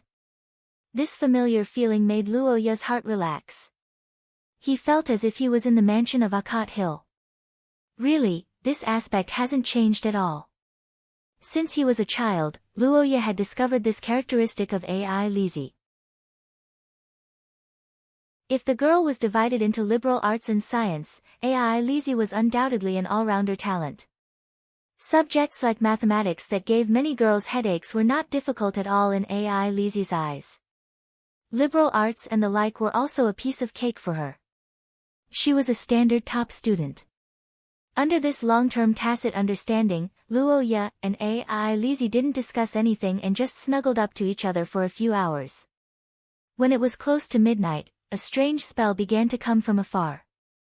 Juliana felt that she was going to starve to death. As a student of St. Freya Academy, the so-called hunger naturally didn't refer to the hunger of ordinary people due to lack of food, but in fact, it was the cost of using the spell on her body. The Blood Tribe was a famous race in Shia's ancient times. But compared to other mythical creatures, the Blood Tribe's origin was noble, but their body wasn't that different from humans. Therefore, they could reproduce with humans through ordinary reproduction. Chapter 393. That night, due to the unexpected arrival of the girl, AI Lizzie did not make any excessive requests to Luoya. Instead, she chased her away and went to sleep. That's right. For the current Luoya, sleeping in separate beds was already within her expectations. Fortunately, nothing unexpected happened throughout the night. When she woke up the next morning and felt the girl lying on her chest, Luoya even felt a trace of familiarity. Is it because I haven't seen AI Lizzie for half a year? After the elimination of Selena, the Challengers Cup competition entered its most heated stage. The strongest contestants began their final battle, and St. Freya Academy inevitably began its internal strife. Even the transfer students from the Kingdom of Knights had to face off against their own people one by one. After that, Luoya still did not leave. Instead, she continued to watch the competition and quickly confirmed her next opponent, Gelt. After Gelt transformed into his giant form, he blasted all the trees into the sky with a heavy punch. Juliana completely lost the shadow that she relied on to move. She could only helplessly meet force with force, and naturally, she was defeated by Gelt's iron fist. Gelt. Gelt! Gelt! In the midst of the thunderous cheers, the tall man waved his hand and then turned his gaze to Luoya, who was in the audience seat of the Blue Rose Academy. The two of them looked at each other, their eyes cold and filled with battle intent. Will the versatile summoner Luoya emerge victorious, or will the ancient bloodline giant Gelt continue his glory? The hottest competition of the Challengers Cup. Everyone, please place your bets. Time slowly passed in the midst of the burning fighting spirit of the two sides until the day of the competition. After a few days of rest, in the Leinster Battle Arena, the competition that had been hyped by various merchants for nearly a week finally began. As the two sides of the battle, the two of them did not communicate because they understood each other's stubbornness. Words alone would not be able to resolve the dispute between the two of them. Luoya even felt that words might be more effective against these giant bloodline users. The ninth field, Ash Desert. The Ash Desert was a terrain just like the literal meaning of its name. In the whole secret realm, there were only flying ashes similar to ashes after being burned and the sand of the desert terrain. There was no cover at all to hide. In this place, the two sides could only pursue and fight head-on. Under the expectant gaze of the audience, Luoya and Gelt entered the arena. After the baptism of dust and sand, the two figures appeared separately in the open desert, separated by thousands of meters. Gelt's bloodline came from the giants, but his origin substance wasn't the common power of the giants. Instead, it was trace.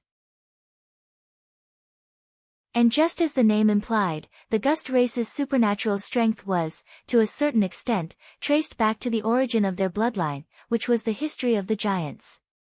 In order to gain more power, the Gust race had spent a lot of effort in researching this aspect, and the Gulen Daer was one of the discoveries they made during their research. On both sides of the desert, Luoya and Gelt didn't talk nonsense as they immediately unleashed their full strength.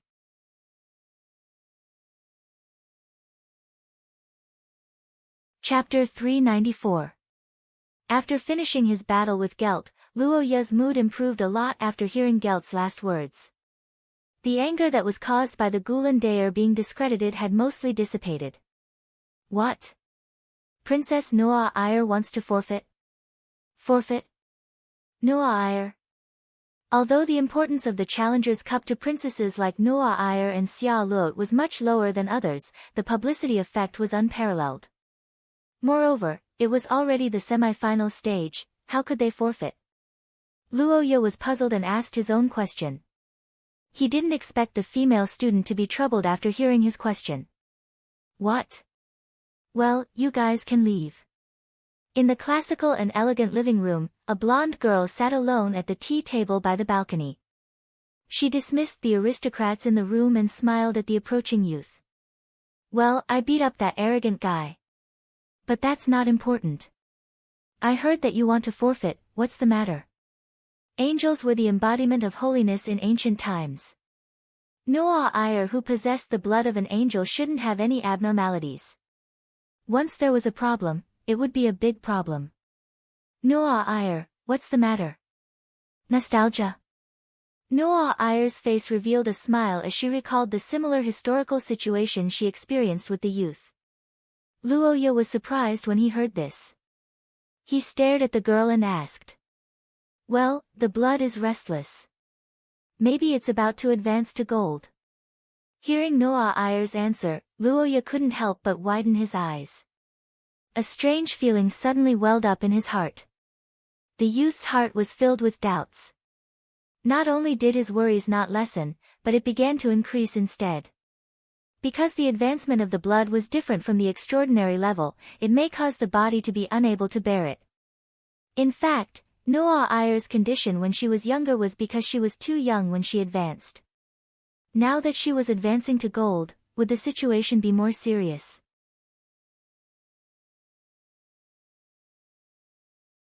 Chapter 395. Although the exchange with Noa Ayr was heartwarming, the recent series of events around him made Luoya feel slightly uneasy. However, it had to be said that the doubts in the young man's heart were not supported by any actual situation and seemed to be groundless fears. Soon after, Noa Ayr's decision was made public by the tournament organizers. The Challengers Cup was not just a material reward. The winner would also receive great fame. This kind of fame transcended national boundaries and had a huge impact on a person's future.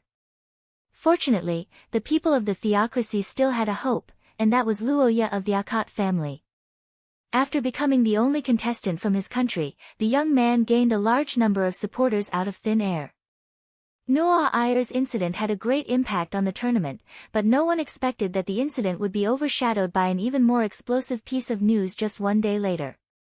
Edward of the Grey Rose, who was one of the favorites to win the tournament and ranked second among the seeded contestants, was defeated by Williams. The Heart's Sword was unleashed by Williams for the first time in this match. Its effect was shocking, especially the final scene where the blade flew like a meteor and broke through Edward's heavy defense to cut him in half. This caused the audience to cheer. The second level 3 source level contestant in this year's Challengers Cup. Such news almost instantly caused an uproar in the entire tournament because this was the first time there were 2 level 3 source level contestants in the same tournament since the Challengers Cup was held. Under such an atmosphere, praises such as Genius Knight began to appear one after another. Williams' name caused a great uproar, and his popularity soared like a rocket. He became the favorite to win the tournament. Xia Luo's golden soul could attack and defend freely, but in the face of overwhelming numbers, it did not have enough destructive power. Although Xia Luo's gem curse could make up for this, it was obviously inferior to Lilian's summoning speed. Perhaps due to the relationship between the two countries, Luoya could see that Lilian did not go all out in this battle. Instead, she used a battle of attrition to achieve victory. However, after this last match, the top 4 contestants of the Challengers Cup were officially decided. These 4 extraordinaires were about to compete for the honor of being at the top of the younger generation. But in Roja's eyes, this was especially strange because from his point of view, this was a match between siblings. Thus, under the gazes of everyone in the arena, the 4 of them began to draw lots for their fates. However, the results left the audience both happy and worried. Group 1, Group 2, when such a result appeared on the screen, the battle arena was in an uproar. The audience of Saint Meister cheered in surprise, cheering for Luoya's luck. The audience of the theocracy was excited, as were the members of the Blue Rose faction and the supporters of Luoya. On the other side, the fans and students of the Austin Empire, as well as the audience who supported Williams, were somewhat worried. After all, no matter how they looked at it, the opponent who was also at the 3rd level of the source rank was a strong opponent. Before the final match, Lilian naturally did not want to fight with Luoya. On the other hand, the match with Lilian was exactly what Williams wanted. After all, she participated in the Challengers Cup to prove that she was stronger than the people around Luoya. The moment she passed by Luoya before leaving the arena, Lilian said so to him in an imperceptible voice. The young man smiled. After drawing lots to determine the number of matches, the 4 final contestants left the arena respectively. The battle arena was sent off with cheers and applause. Everyone knew that no matter who won or lost, they would definitely become the leaders of the younger generation. I'll be leaving first. Remember to bring the trophy with you when you come back.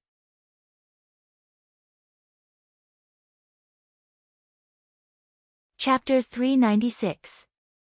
Under the dim light of the butterfly dance pavilion, the reddish-brown-haired girl's emerald eyes narrowed slightly, and a blush appeared on her delicate face. She stretched out her slender white hand and gently placed it on the boy's chest. Her fingers intertwined as she measured Luoya's chest. Is it itchy? Looking at the young lady who mistakenly thought that her actions had tickled the boy, Luoya turned his head and denied. Xia Luo raised her eyes and stared at the boy in front of her for a while. Suddenly, she narrowed her eyes as if she had understood something. Not only did she not retreat, she instead took a step forward. With a teasing smile on her face, the reddish-brown-haired girl once again stretched out her hand and pointed at the boy's chest. Inch by inch, she began to measure his chest, but this time, the young lady was no longer focused on measuring. Instead, she seemed to unintentionally lean on the boy's body. "What's wrong, dear?" The boy who didn't know what to say was silent for a moment. He could only turn his face away again, but he didn't expect Xia Luo's warm breath to suddenly hit his neck again. The boy who was complaining in his heart resisted the throbbing in his heart.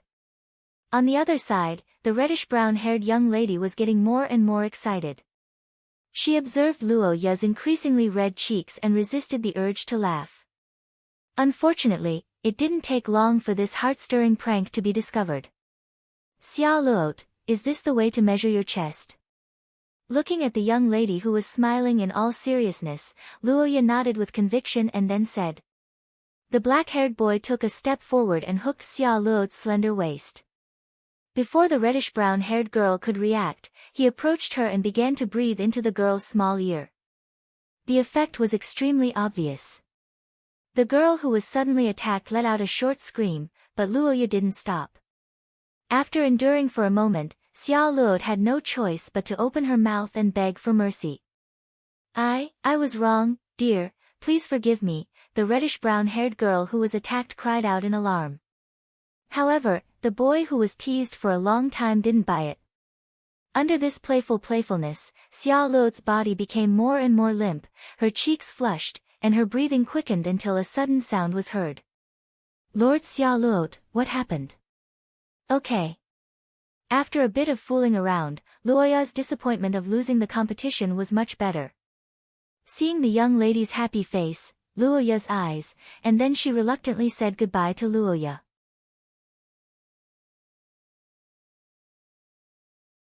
Chapter 397. After the duel with Teresa, Luo Ya went off the stage to check his body according to the competition procedure. Another fierce battle began in the arena.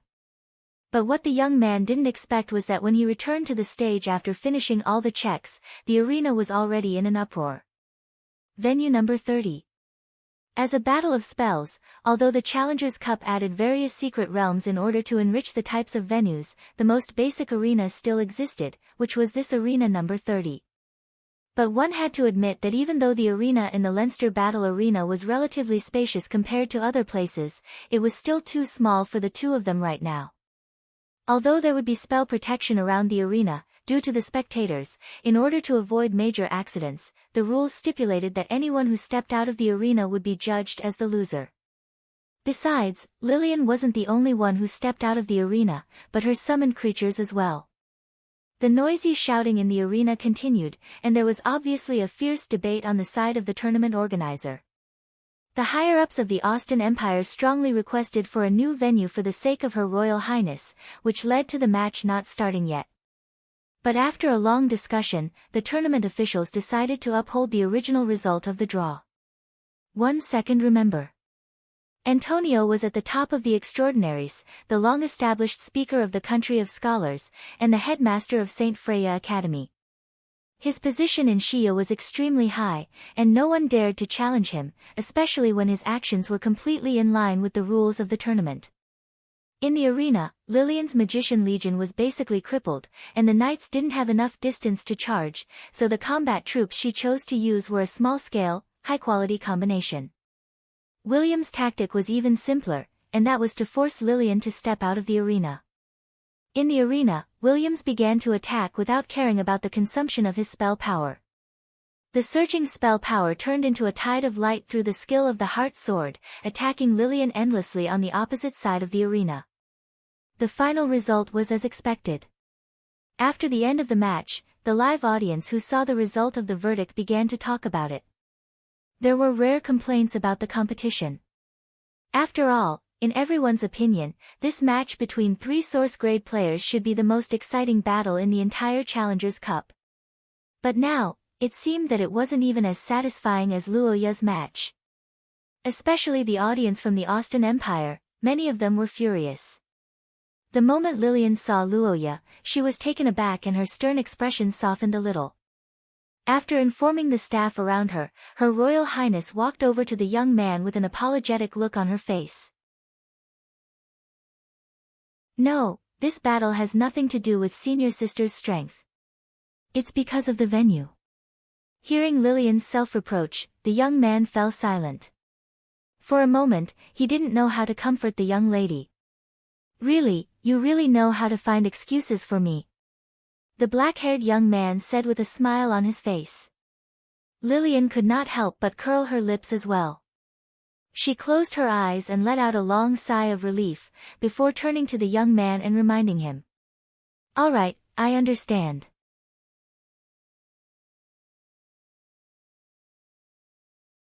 Chapter 398. On the Santa Freya commercial street at night, under the streetlights, the black-haired young man looked at the words in Teresa's notebook and fell into a daze for a moment. Such words reflected in the young man's eyes made Luoya confused and at a loss at what to do at the same time. Currently, Shia was not in a large-scale war for the time being, and Luoya was the only son of the Marquis of the Theocracy. Where did this so-called hardship come from? However, your clan, that Teresa mentioned caught Luoya's attention. The Ard clan. To be precise, it's Mr. Luoya's ancestor, Wendy Ard. Suddenly hearing the name of an ancestor that he had never heard of before, the black-haired young man frowned and his gaze became a lot more serious. However, he did not expect Teresa to suddenly change the topic and ask a question that surprised Luoya. I've heard of it. It's an alliance formed by angels, dragons, and highland elves, right? I've seen an ancestor who protected their great creation in a historical fragment before. Why? Is this matter related to the alliance of the three races? The pink-haired girl wrote silently and told Luoya a piece of unknown history of the three races in ancient times. In ancient times, as time passed and Shia's environment changed, the mythical races gradually could not adapt to this world. They anxiously searched for a way to continue their bloodline and finally set their sights on the human race that many prophecies said would become powerful. That was why there were so many alien bloodlines today. However, the prophecies of the alliance of the three races did not stop there. Whether it was the mother goddess or the savior, they had brought great disasters to the supernatural races in ancient times.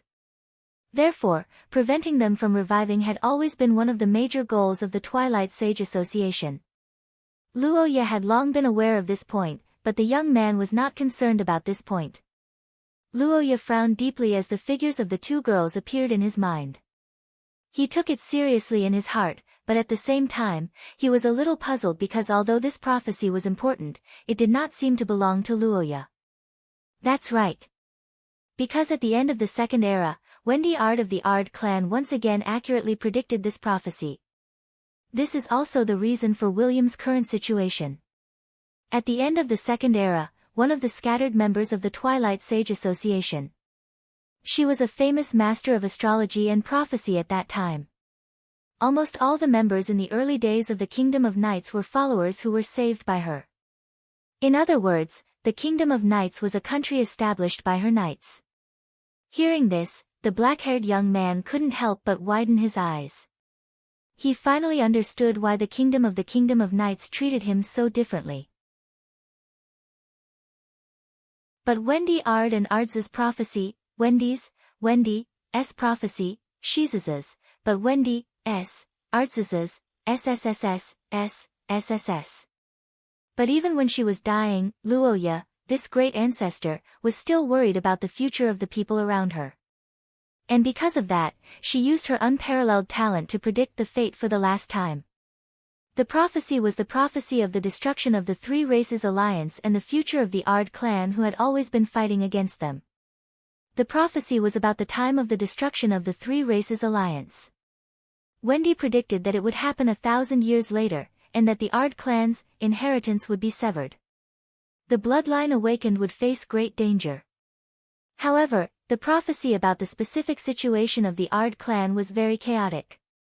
First prophecy, the descendants of the Ard clan will fall into depravity. They are in great danger. Stay away. Third prophecy, the descendants of the Ard clan will die in an academy under the witness of the successors of the three races.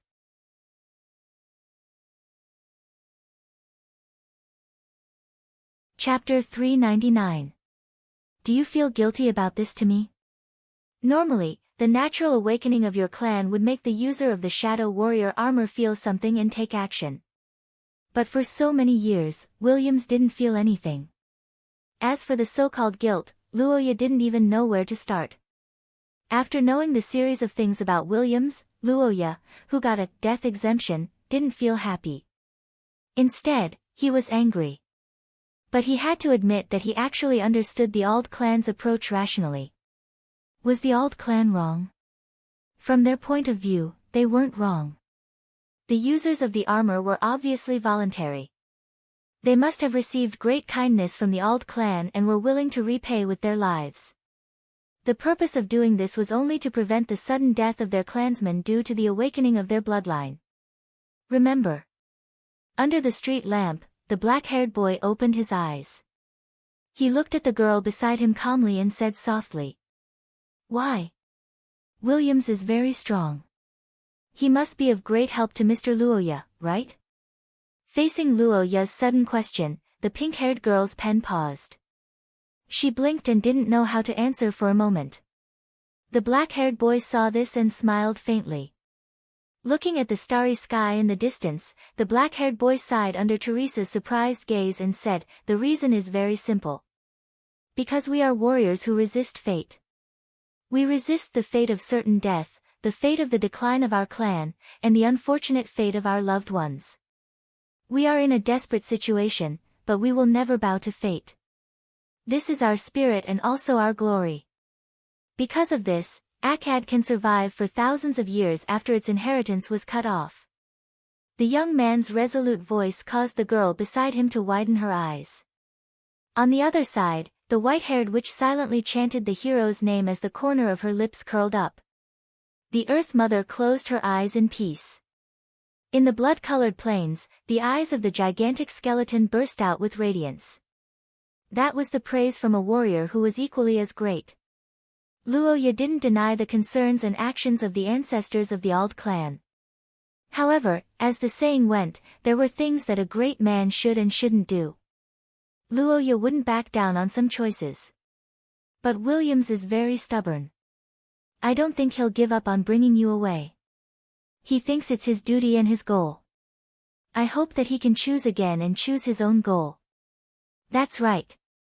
If his purpose is to become a guardian of the past prophecy, then our differences will probably always exist. I will also insist on rejecting him. But if his purpose is to become someone who can travel together with me and fight alongside me, then I will use the way of the country of knights to let him understand that his fate has changed and meaningless sacrifices are no longer necessary. Well then, Miss Teresa, let's call it a night. Thank you for telling me all this." Hearing the words of the pink-haired girl, Luoya nodded slightly and turned around to leave the commercial street. Teresa smiled at the young man's back until Luoya completely disappeared. Then, she turned her gaze to a corner behind her. And under her gaze, the young girl in a cloak and full of armor finally appeared. He should have noticed it too. Your presence is too unique." After several interactions, Teresa actually had the intention to understand Luoya's character. Today's conversation was also based on the premise that Teresa believed that Luoya wouldn't accept William's self-sacrifice. And the reason was simple. As an elder sister, Teresa didn't want her distant relative to have such an ending. Every time she saw Williams in this state, Teresa, who used to play with him when they were young, would feel heartache. Both of them had the bloodline of dragons. She, who was known as the Princess of Curses, lived a luxurious life and was loved by the people. However, a real princess couldn't even wear a dress. "How is it, Mina? Are you happy? Didn't I say that he wouldn't leave you alone?" The young girl in armor lowered her head, not knowing how to react. Teresa smiled and wrote, "What?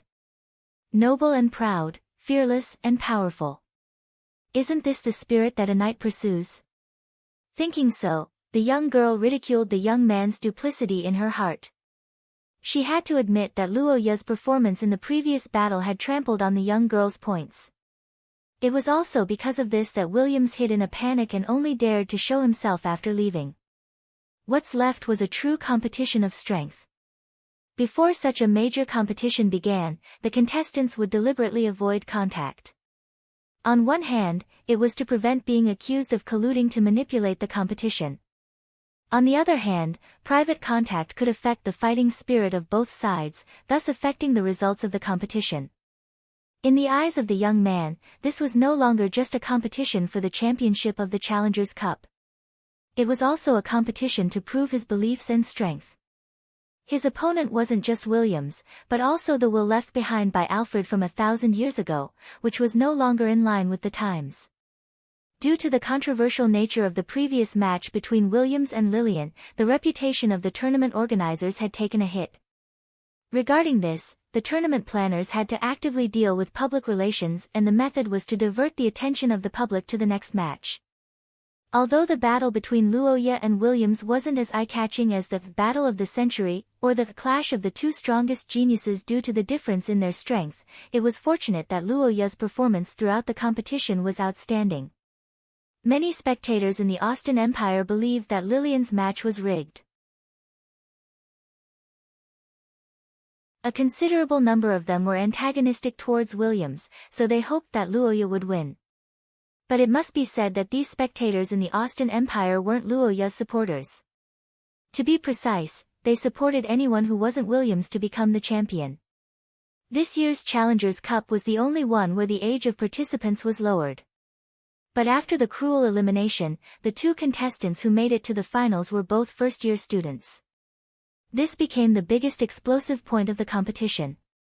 The meaning of the words golden generation could be said to be quite significant.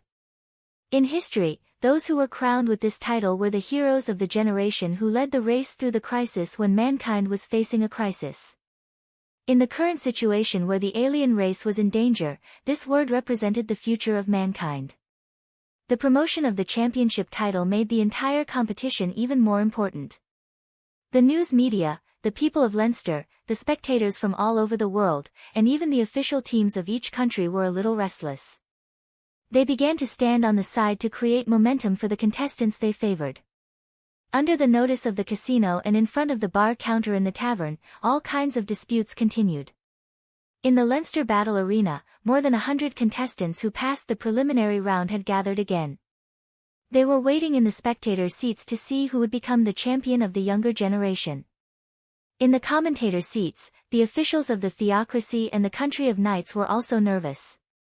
Of course, they hoped that their countries would obtain the final honor. At the highest point, Antonio's face was calm and the corners of his mouth were curled up in a smile. Under everyone's expectant gaze, the opening music played and the final curtain slowly opened.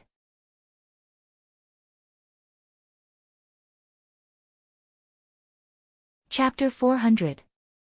Leinster, the capital of the Kingdom of Scholars, was now deserted.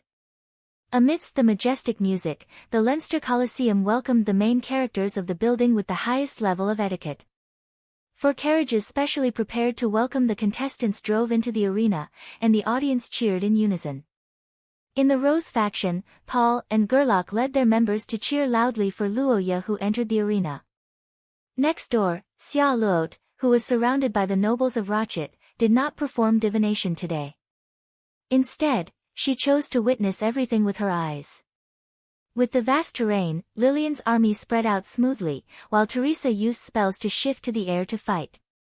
The battle of attrition between the two sides was quite intense. In the end, Lillian secured victory with the great spell of the Magician Legion. Under the watchful eyes of the audience, the black-haired young man and the knight in heavy armor finally entered the arena. At the same time, the cheers of the supporters of both sides rang out. The overly loud sound once overwhelmed the voice of the tournament organizers, forcing the tournament host to wave his hand to calm the crowd. Don't worry, give it your all. This is a once-in-a-lifetime match. No matter what, we shouldn't leave any regrets here. To hold back in this final match was not only disrespectful to the audience, but also to the other contestants who had fought in the tournament. Williams seemed to agree with this point.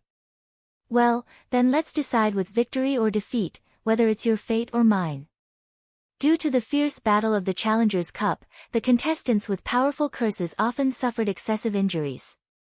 The tournament organizers generally increased the substitute curse beasts for both sides in the final to ensure safety.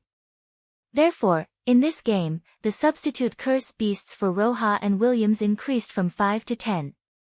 Antonio, who was wearing a robe, glanced at the two below and smiled. Then, he held up the crystal ball and spoke under the nervous gaze of the audience. As soon as he finished speaking, the scene in the crystal ball constantly changed and finally stopped on a crimson land. Oh! Scorched mountain range. The climate was hot, the land was crimson, and there was almost no vegetation. Therefore, it could be said that there was no decent hiding place. To some extent, the situation was somewhat similar to the battle against Gelt. There was basically no opportunity to ambush the enemy. Therefore, there was only one tactic left to be used, a head-on confrontation. Fighting spirit burned silently in the hearts of the boy and girl. The responsibility that had been instilled in them for many years conflicted with the personal desire in the bottom of their hearts, making Williams long for Luoya to give her an answer. The black-haired boy had long since made up his mind to break Williams' shackles with his own hands. The dregs of the old era should be removed, and the people who were bound should be liberated. And the beginning of all of this was this moment, this very moment. Sword intent. This was something that Luoya had never felt before. But now, it was really displayed in front of him, making him feel an enormous pressure. Under this pressure, his body began to produce hallucinations. Luoya had a vague premonition that William's heart sword was about to reach its peak.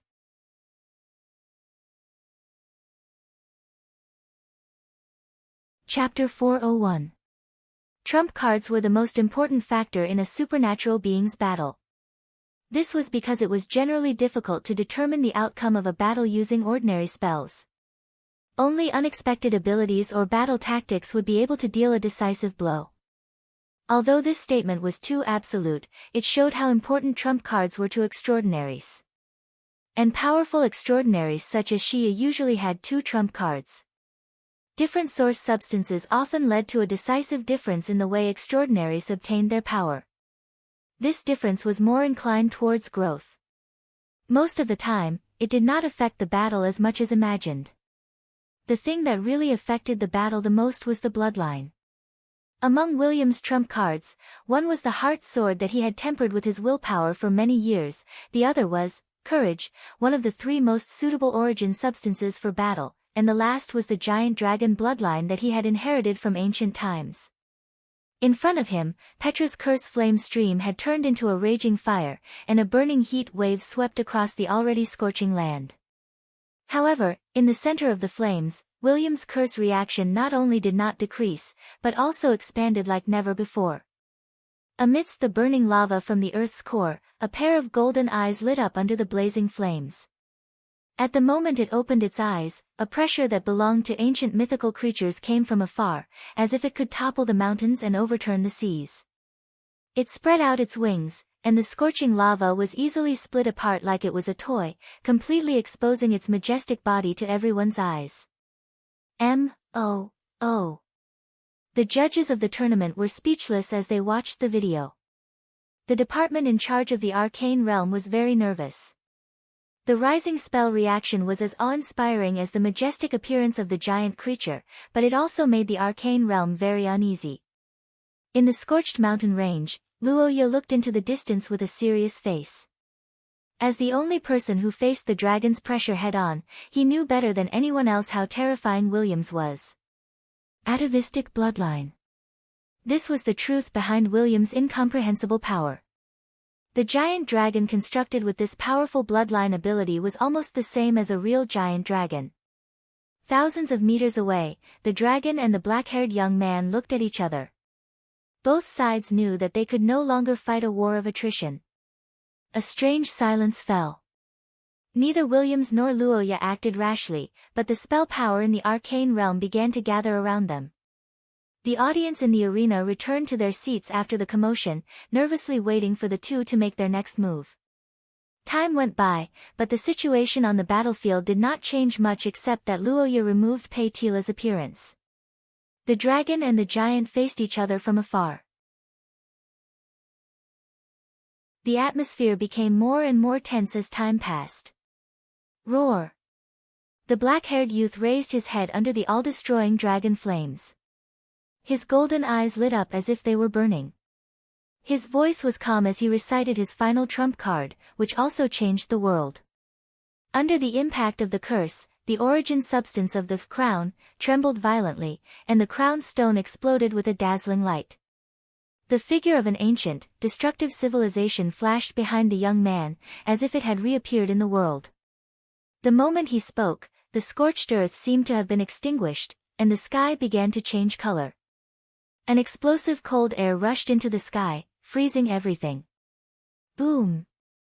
The two completely different types of destruction consumed each other. A vortex of spell power was born between heaven and earth. The battle between the two of them was far beyond the level of an ordinary source grade 3.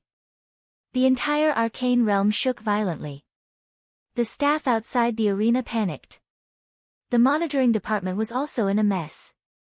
However, at the highest point of the arena, the white-haired old man who was watching the video did not stop the battle.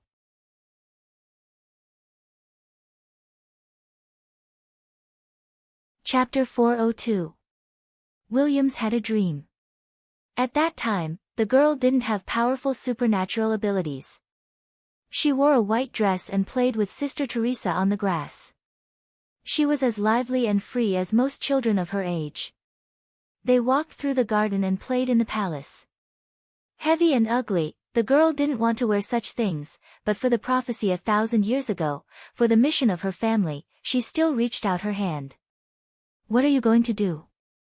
Hearing the question in her ear, the girl looked at the black-haired and golden-eyed child who appeared out of nowhere. After thinking for a moment, she answered, "No, that kind of thing, I don't need it." Everything nearby gradually glowed in her footsteps and finally disappeared. "Are you awake?" In the final confrontation, Williams's heart soared and Luo Ya's frozen earth power conflicted. Under the two different forces, neither side had any means of defense. The only choice was to attack with all their might. Both of them knew that whoever smashed all the others' substitute curse vessels first would win the final victory. The long sword in the armored knight's hand cut deeply into the boy's shoulder, and the blood splattered on his cheek. On the other side, Luo Ya's hand touched Williams's armor and completely froze it. However, even if both sides had caused excessive damage to each other, Williams knew that she had lost. At the last moment when the sword cut into her body, Luo Ya endured great pain and froze her blood. Williams's full blow was sealed at this point. The frost froze the girl's body along the sword and Luo Ya's palm. Williams didn't regain her consciousness until the boy retracted it. The outcome was settled. Looking at the pale boy, Williams had a complicated thought. She didn't know why she wasn't annoyed, but she felt a little relieved. On the viewing platform, the officials of Pender were dumbfounded. Antonio smiled and didn't say anything. And in the corner, the pink-haired girl was excitedly wiping the corners of her eyes. She knew that the moment his identity was exposed, William's fate had already changed. Looking at the girl's heroic and delicate face at this moment, Luo Ya's golden eyes widened slightly, then she smiled helplessly. "What is it? Gender is not important to me. My goal is to complete my mission. But when it comes to stubbornness, you are the one. You should cherish yourself more." "Ha, that's true." "Name?" "No matter how I think about it, the name Williams is fake." "What's your real name?" "Wilhelmina." "Well then, Wilhelmina Coburnat, as the victor of the duel and the successor of the Auld family, I solemnly inform you that the task of the vow is over. You don't need to sacrifice anymore. You can take off your heavy armor, and you don't need to hide your true face anymore. Your fate is no longer dependent on me, and everything doesn't have to go according to plan. You are free. From now on, your life will belong to you." Hearing Luo Ya's calm words, the young girl's eyes slowly widened. Thousands of emotions surged into her heart in an instant. She wanted to say something, but she didn't know what to say. "What if? I don't want to change anything." "I see." The girl who listened to his suggestion smiled. In the next moment, the two figures disappeared in the light and returned to the familiar battle arena.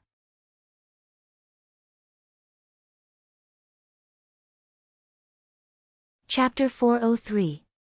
In the dazzling light, the black-haired boy and the armored girl returned to Leinster's arena. Both of their substitute curse vessels were damaged. They were exhausted and scarred.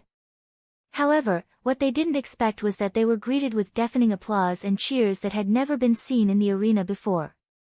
Whether it was Luo Ye's use of ancient mystic arts to forcibly break the level limit, William's bloodline materialization, or the battle between the giant dragon and the giant, everything was too shocking. In the end, Williams exposed his true form, which brought a hint of romance to the battle, making countless girls in the audience excited.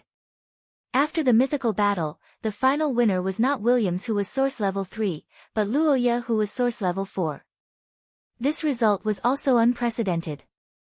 Before this, there had never been a source level 4 victory over source level 3 in the Challenger Cup. If this battle was an exciting war blockbuster in the eyes of ordinary people, then in the eyes of these professionals, it was a popular science video.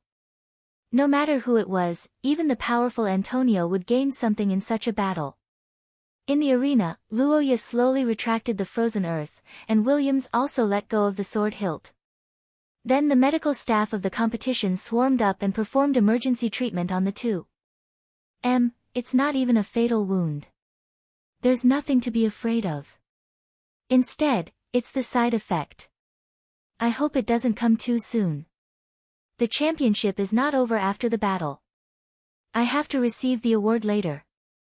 Quick! Stop the bleeding. At the request of the medical staff, Luo Ye, who wanted to leave the arena by himself, could only lie down and be sent away. Until Luo Ye and Williams left the arena, the cheers in the arena finally subsided slowly. After the final between Luo Ye and Williams ended, the arena entered a short preparation time. Various shows were performed in the arena for the audience to pass the time. After nearly an hour of waiting, the Challenger Cup finally entered the awarding stage. This was also the reason why more than 100 contestants were invited today. Amidst this respectful and courteous reception, the thick and heavy doors of the battle arena opened once again. The crimson-red carpet flowed like a river towards the towering rostrum. The ceremonial soldiers armed to the teeth entered in 2 rows, standing on both sides of the carpet to form a corridor. When the girl appeared, there were enthusiastic cheers and applause in the arena. In the face of so many supportive audience, Williams also waved his hand, which set off another climax in the arena. After that, Teresa, Xia Luot, and the others entered the arena one by one. The tall Gelt, the mysterious and elegant Juliana, the steady grey Rose Edward, and the highly popular top 8 contestants led more than 100 contestants into the arena. Many of the spectators, especially the Leinster locals, had watched the Challengers Cup more than once. With a lot of experience, they knew that this year's Challengers Cup was far more exciting than the previous years. The biggest difference was the participation of the younger generation of the country of knights, which brought too many surprises to the spectators of various countries. In the cheers of the Golden Year, more than 100 contestants came to the official viewing platform. The representatives of the schools and the higher-ups of the academies came one by one with different badges in their hands and handed over the medals that represented honor to the contestants. At this time, Luo Ye was dressed in formal attire. After a round of emergency treatment, the wounds on the young man's body had healed, but the lost blood and spell power could not be replenished immediately. Antonio looked at Luo Ye, who still looked a little pale. He stretched out his hand and cast a few spells. Under the light, the young man looked a little better. The smiling dean also began his speech to the audience.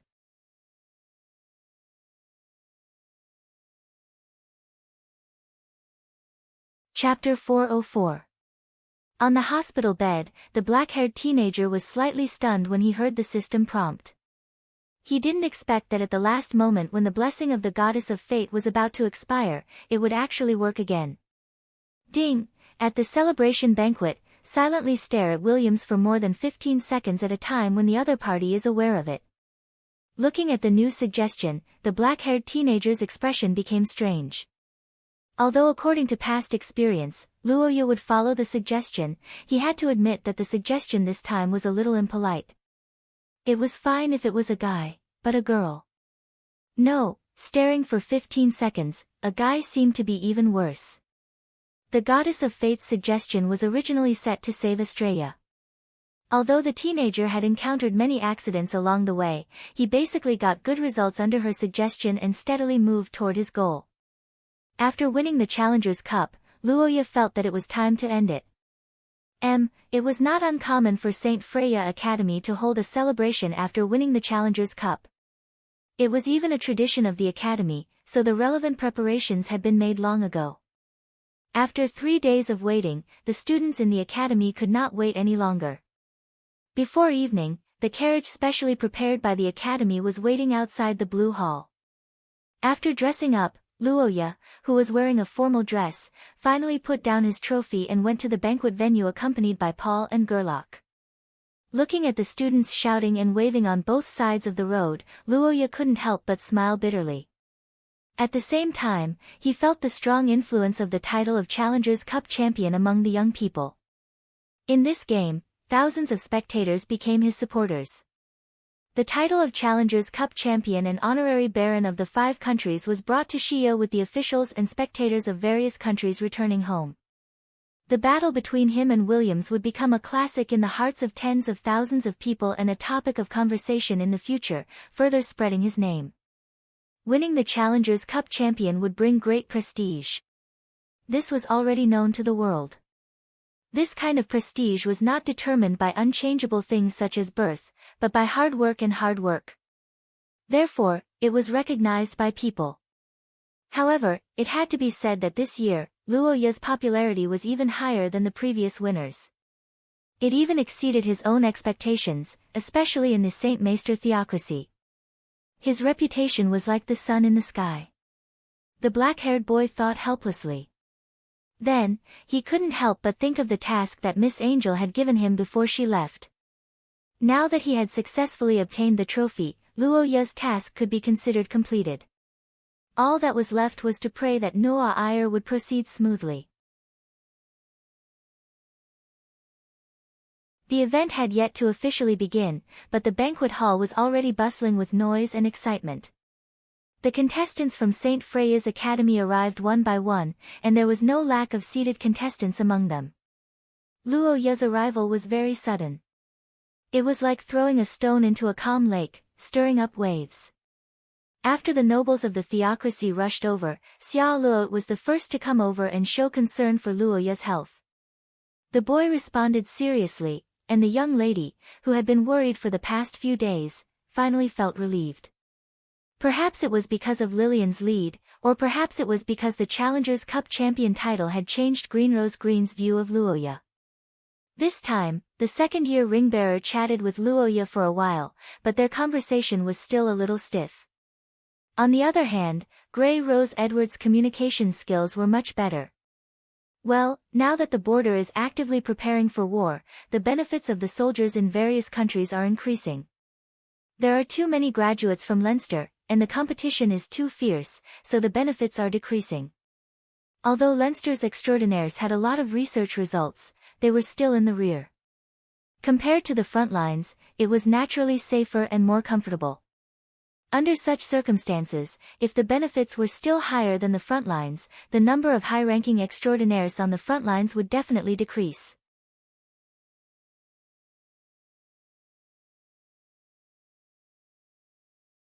Chapter 405. For Teresa, events such as banquets were troublesome.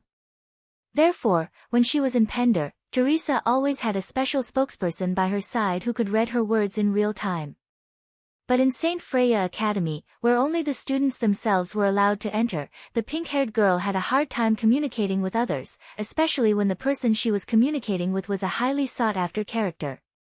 Looking at the notebook in front of him, the black-haired boy was stunned for a moment, then looked down at the girl who grabbed the hem of his shirt.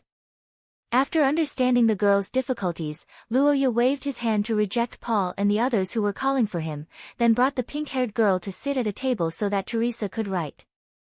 Mr. Luoya, thank you for helping Williams. Maybe that is true, but it is also a fact that your help changed Williams' fate, so please accept my thanks as her sister. The black-haired boy turned his head to look at the knight who was surrounded by fans in the distance and sighed. The pink-haired girl could not help but blush. Teresa waved her hand to express her denial, then wrote with some guilt, "Is there a problem with that? Using her? This understanding is too strict. In my opinion, it is the opposite. Miss Teresa trusts my character, so she told me everything, isn't that the case?" Hearing Luoya's question, the pink-haired girl widened her eyes slightly. She thought for a moment, then nodded with a blush on her cheeks. "Thank you for your understanding, Mr. Luoya. What should I do?" "About this, I'm afraid that Mr. Luoya will have to ask her personally." The students who were originally running around in a mess stopped talking and greeted Antonio, who was dressed up. Teacher Chris also looked radiant today. A group of teachers entered the banquet hall and walked to the end of the hall and to Luoya's side amidst applause. "Fortunately, I did not disappoint you.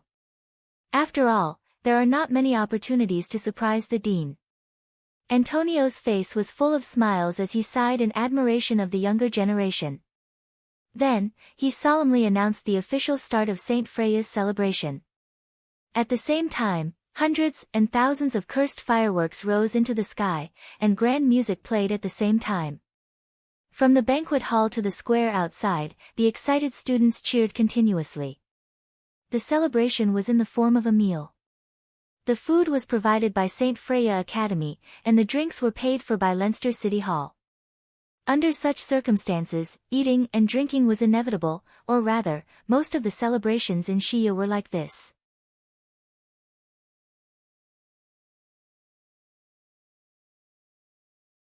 Chapter 406.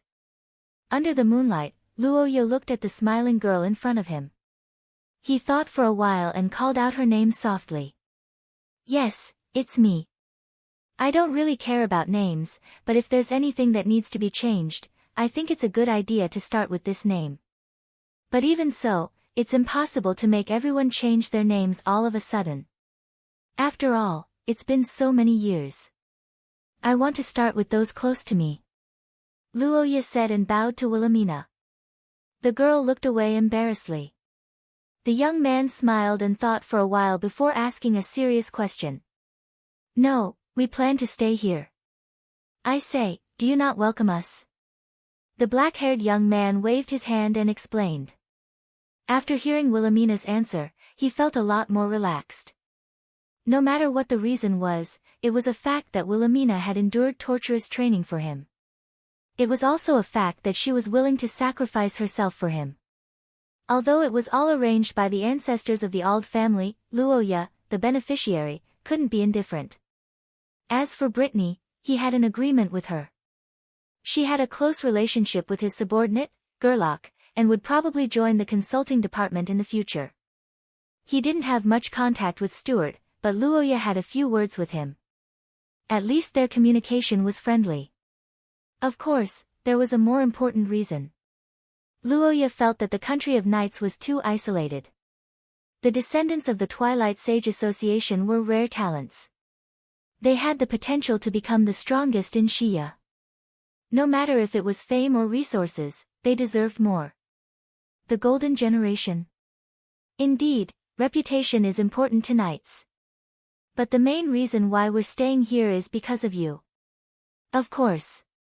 After all, the third prophecy exists. Although you said that it's no longer effective and you don't want to leave, we're still worried about leaving you here alone. It's not just me. The 7 of us made this decision together. After hearing this, Luoya blinked in surprise. Suddenly, he felt warmth in his heart. On the other hand, the girl hesitated for a long time and brought up the old topic again. "Yes, I can. Are you not welcoming me with this reaction? Speaking of which, isn't this similar to how I was before?" "No, I'm just a little surprised." "Speaking of which, why did you suddenly join?" "Yeah, I agree with that." Luoya's prophecy was naturally not the 3 prophecies about himself, but the prophecy of Wendy Ald's prophecy about the alliance of the 3 races 1,000 years ago, which was the so-called prophecy of destruction. Wilhelmina's 3rd prophecy about Luoya had failed, so she was a little optimistic about the prophecies of her ancestors. But Luoya, who knew the truth, did not dare to let his guard down. Strictly speaking, all 3 prophecies were correct. Luoya personally felt that the possibility was not high. Difficulties existed, but they were definitely not a dead end. This was the experience that Luoya had summed up after many years of struggle. But it had to be said that this time, the difficulty was a little big. Perhaps they would need more strength and more preparation to overcome it. For this reason, Luoya wanted to propose some suggestions. Min, what is Min Na?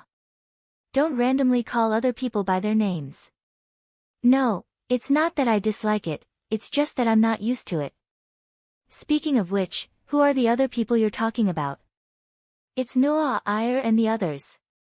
I want them to join as well. After hearing Luoya's suggestion, Wilhelmina fell into a rare silence. Obviously, she was a little conflicted about the girls around Luoya.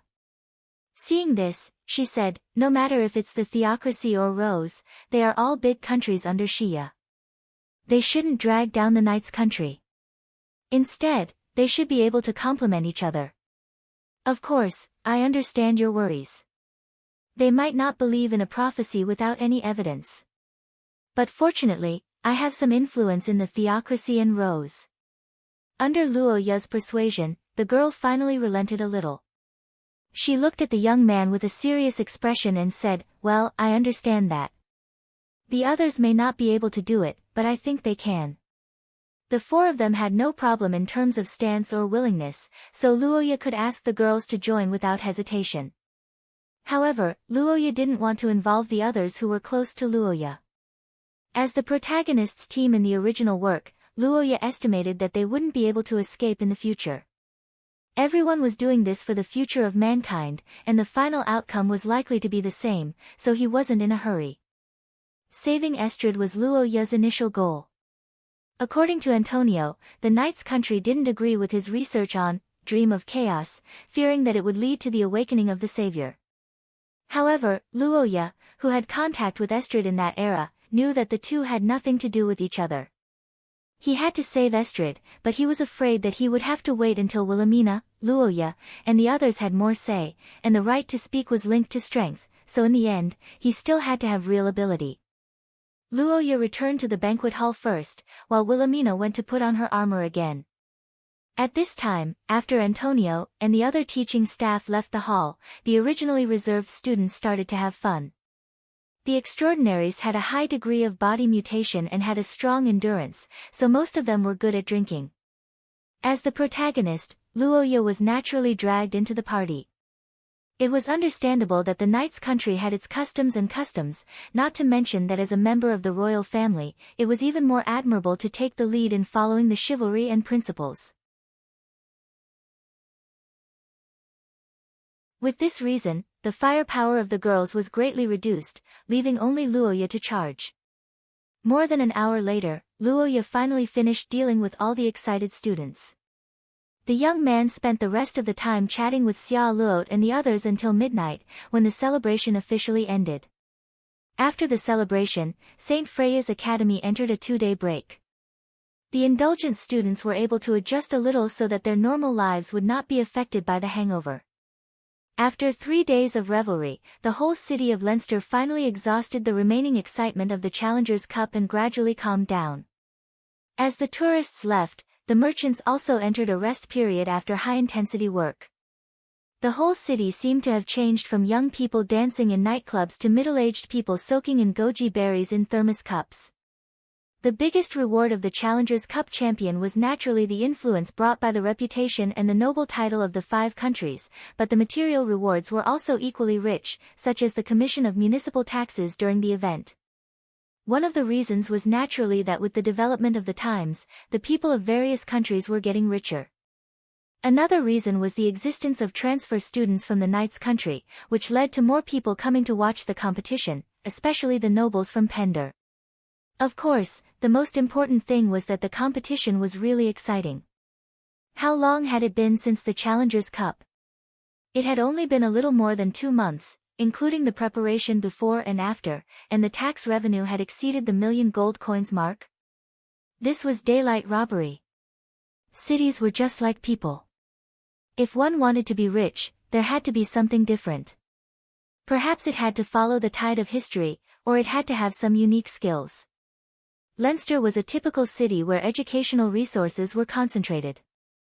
It was unique and irreplaceable, and this accumulation began 1,000 years ago. The first school year lasted from the beginning of spring to autumn. The final exams had long ended before the Challengers' Cup began, and after the largest competition of the younger generation came to an end, the students of St. Freya's Academy finally welcomed the first school year break. The winter break and summer break were designed to avoid the coldest and hottest seasons, but the problem was that the students of St. Freya's Academy came from various countries. If it was really a semester system, many of them would have to go back and forth between home and the academy for half a year. Therefore, St. Freya's Academy's break was from the end of autumn of the first year to the beginning of spring of the second year. This half a year was more suitable for all the students, and at the beginning of the year, the nobles had to do and participate in many activities, such as leading the people in winter and various New Year's parties. Luoya, on the other hand, had other things to do, such as taking advantage of this last time to meet someone he would not be able to see for the next half a year. Lillian Ackerman, you're tuning into the Blissful Bookshelf YouTube channel. We're so grateful for your support, and don't forget to subscribe to join us on this incredible journey through captivating stories. Your generosity through donations truly makes a world of difference, as it's the primary source of revenue that allows me to expand and enhance this channel for you. Thank you from the bottom of my heart for being a part of this adventure.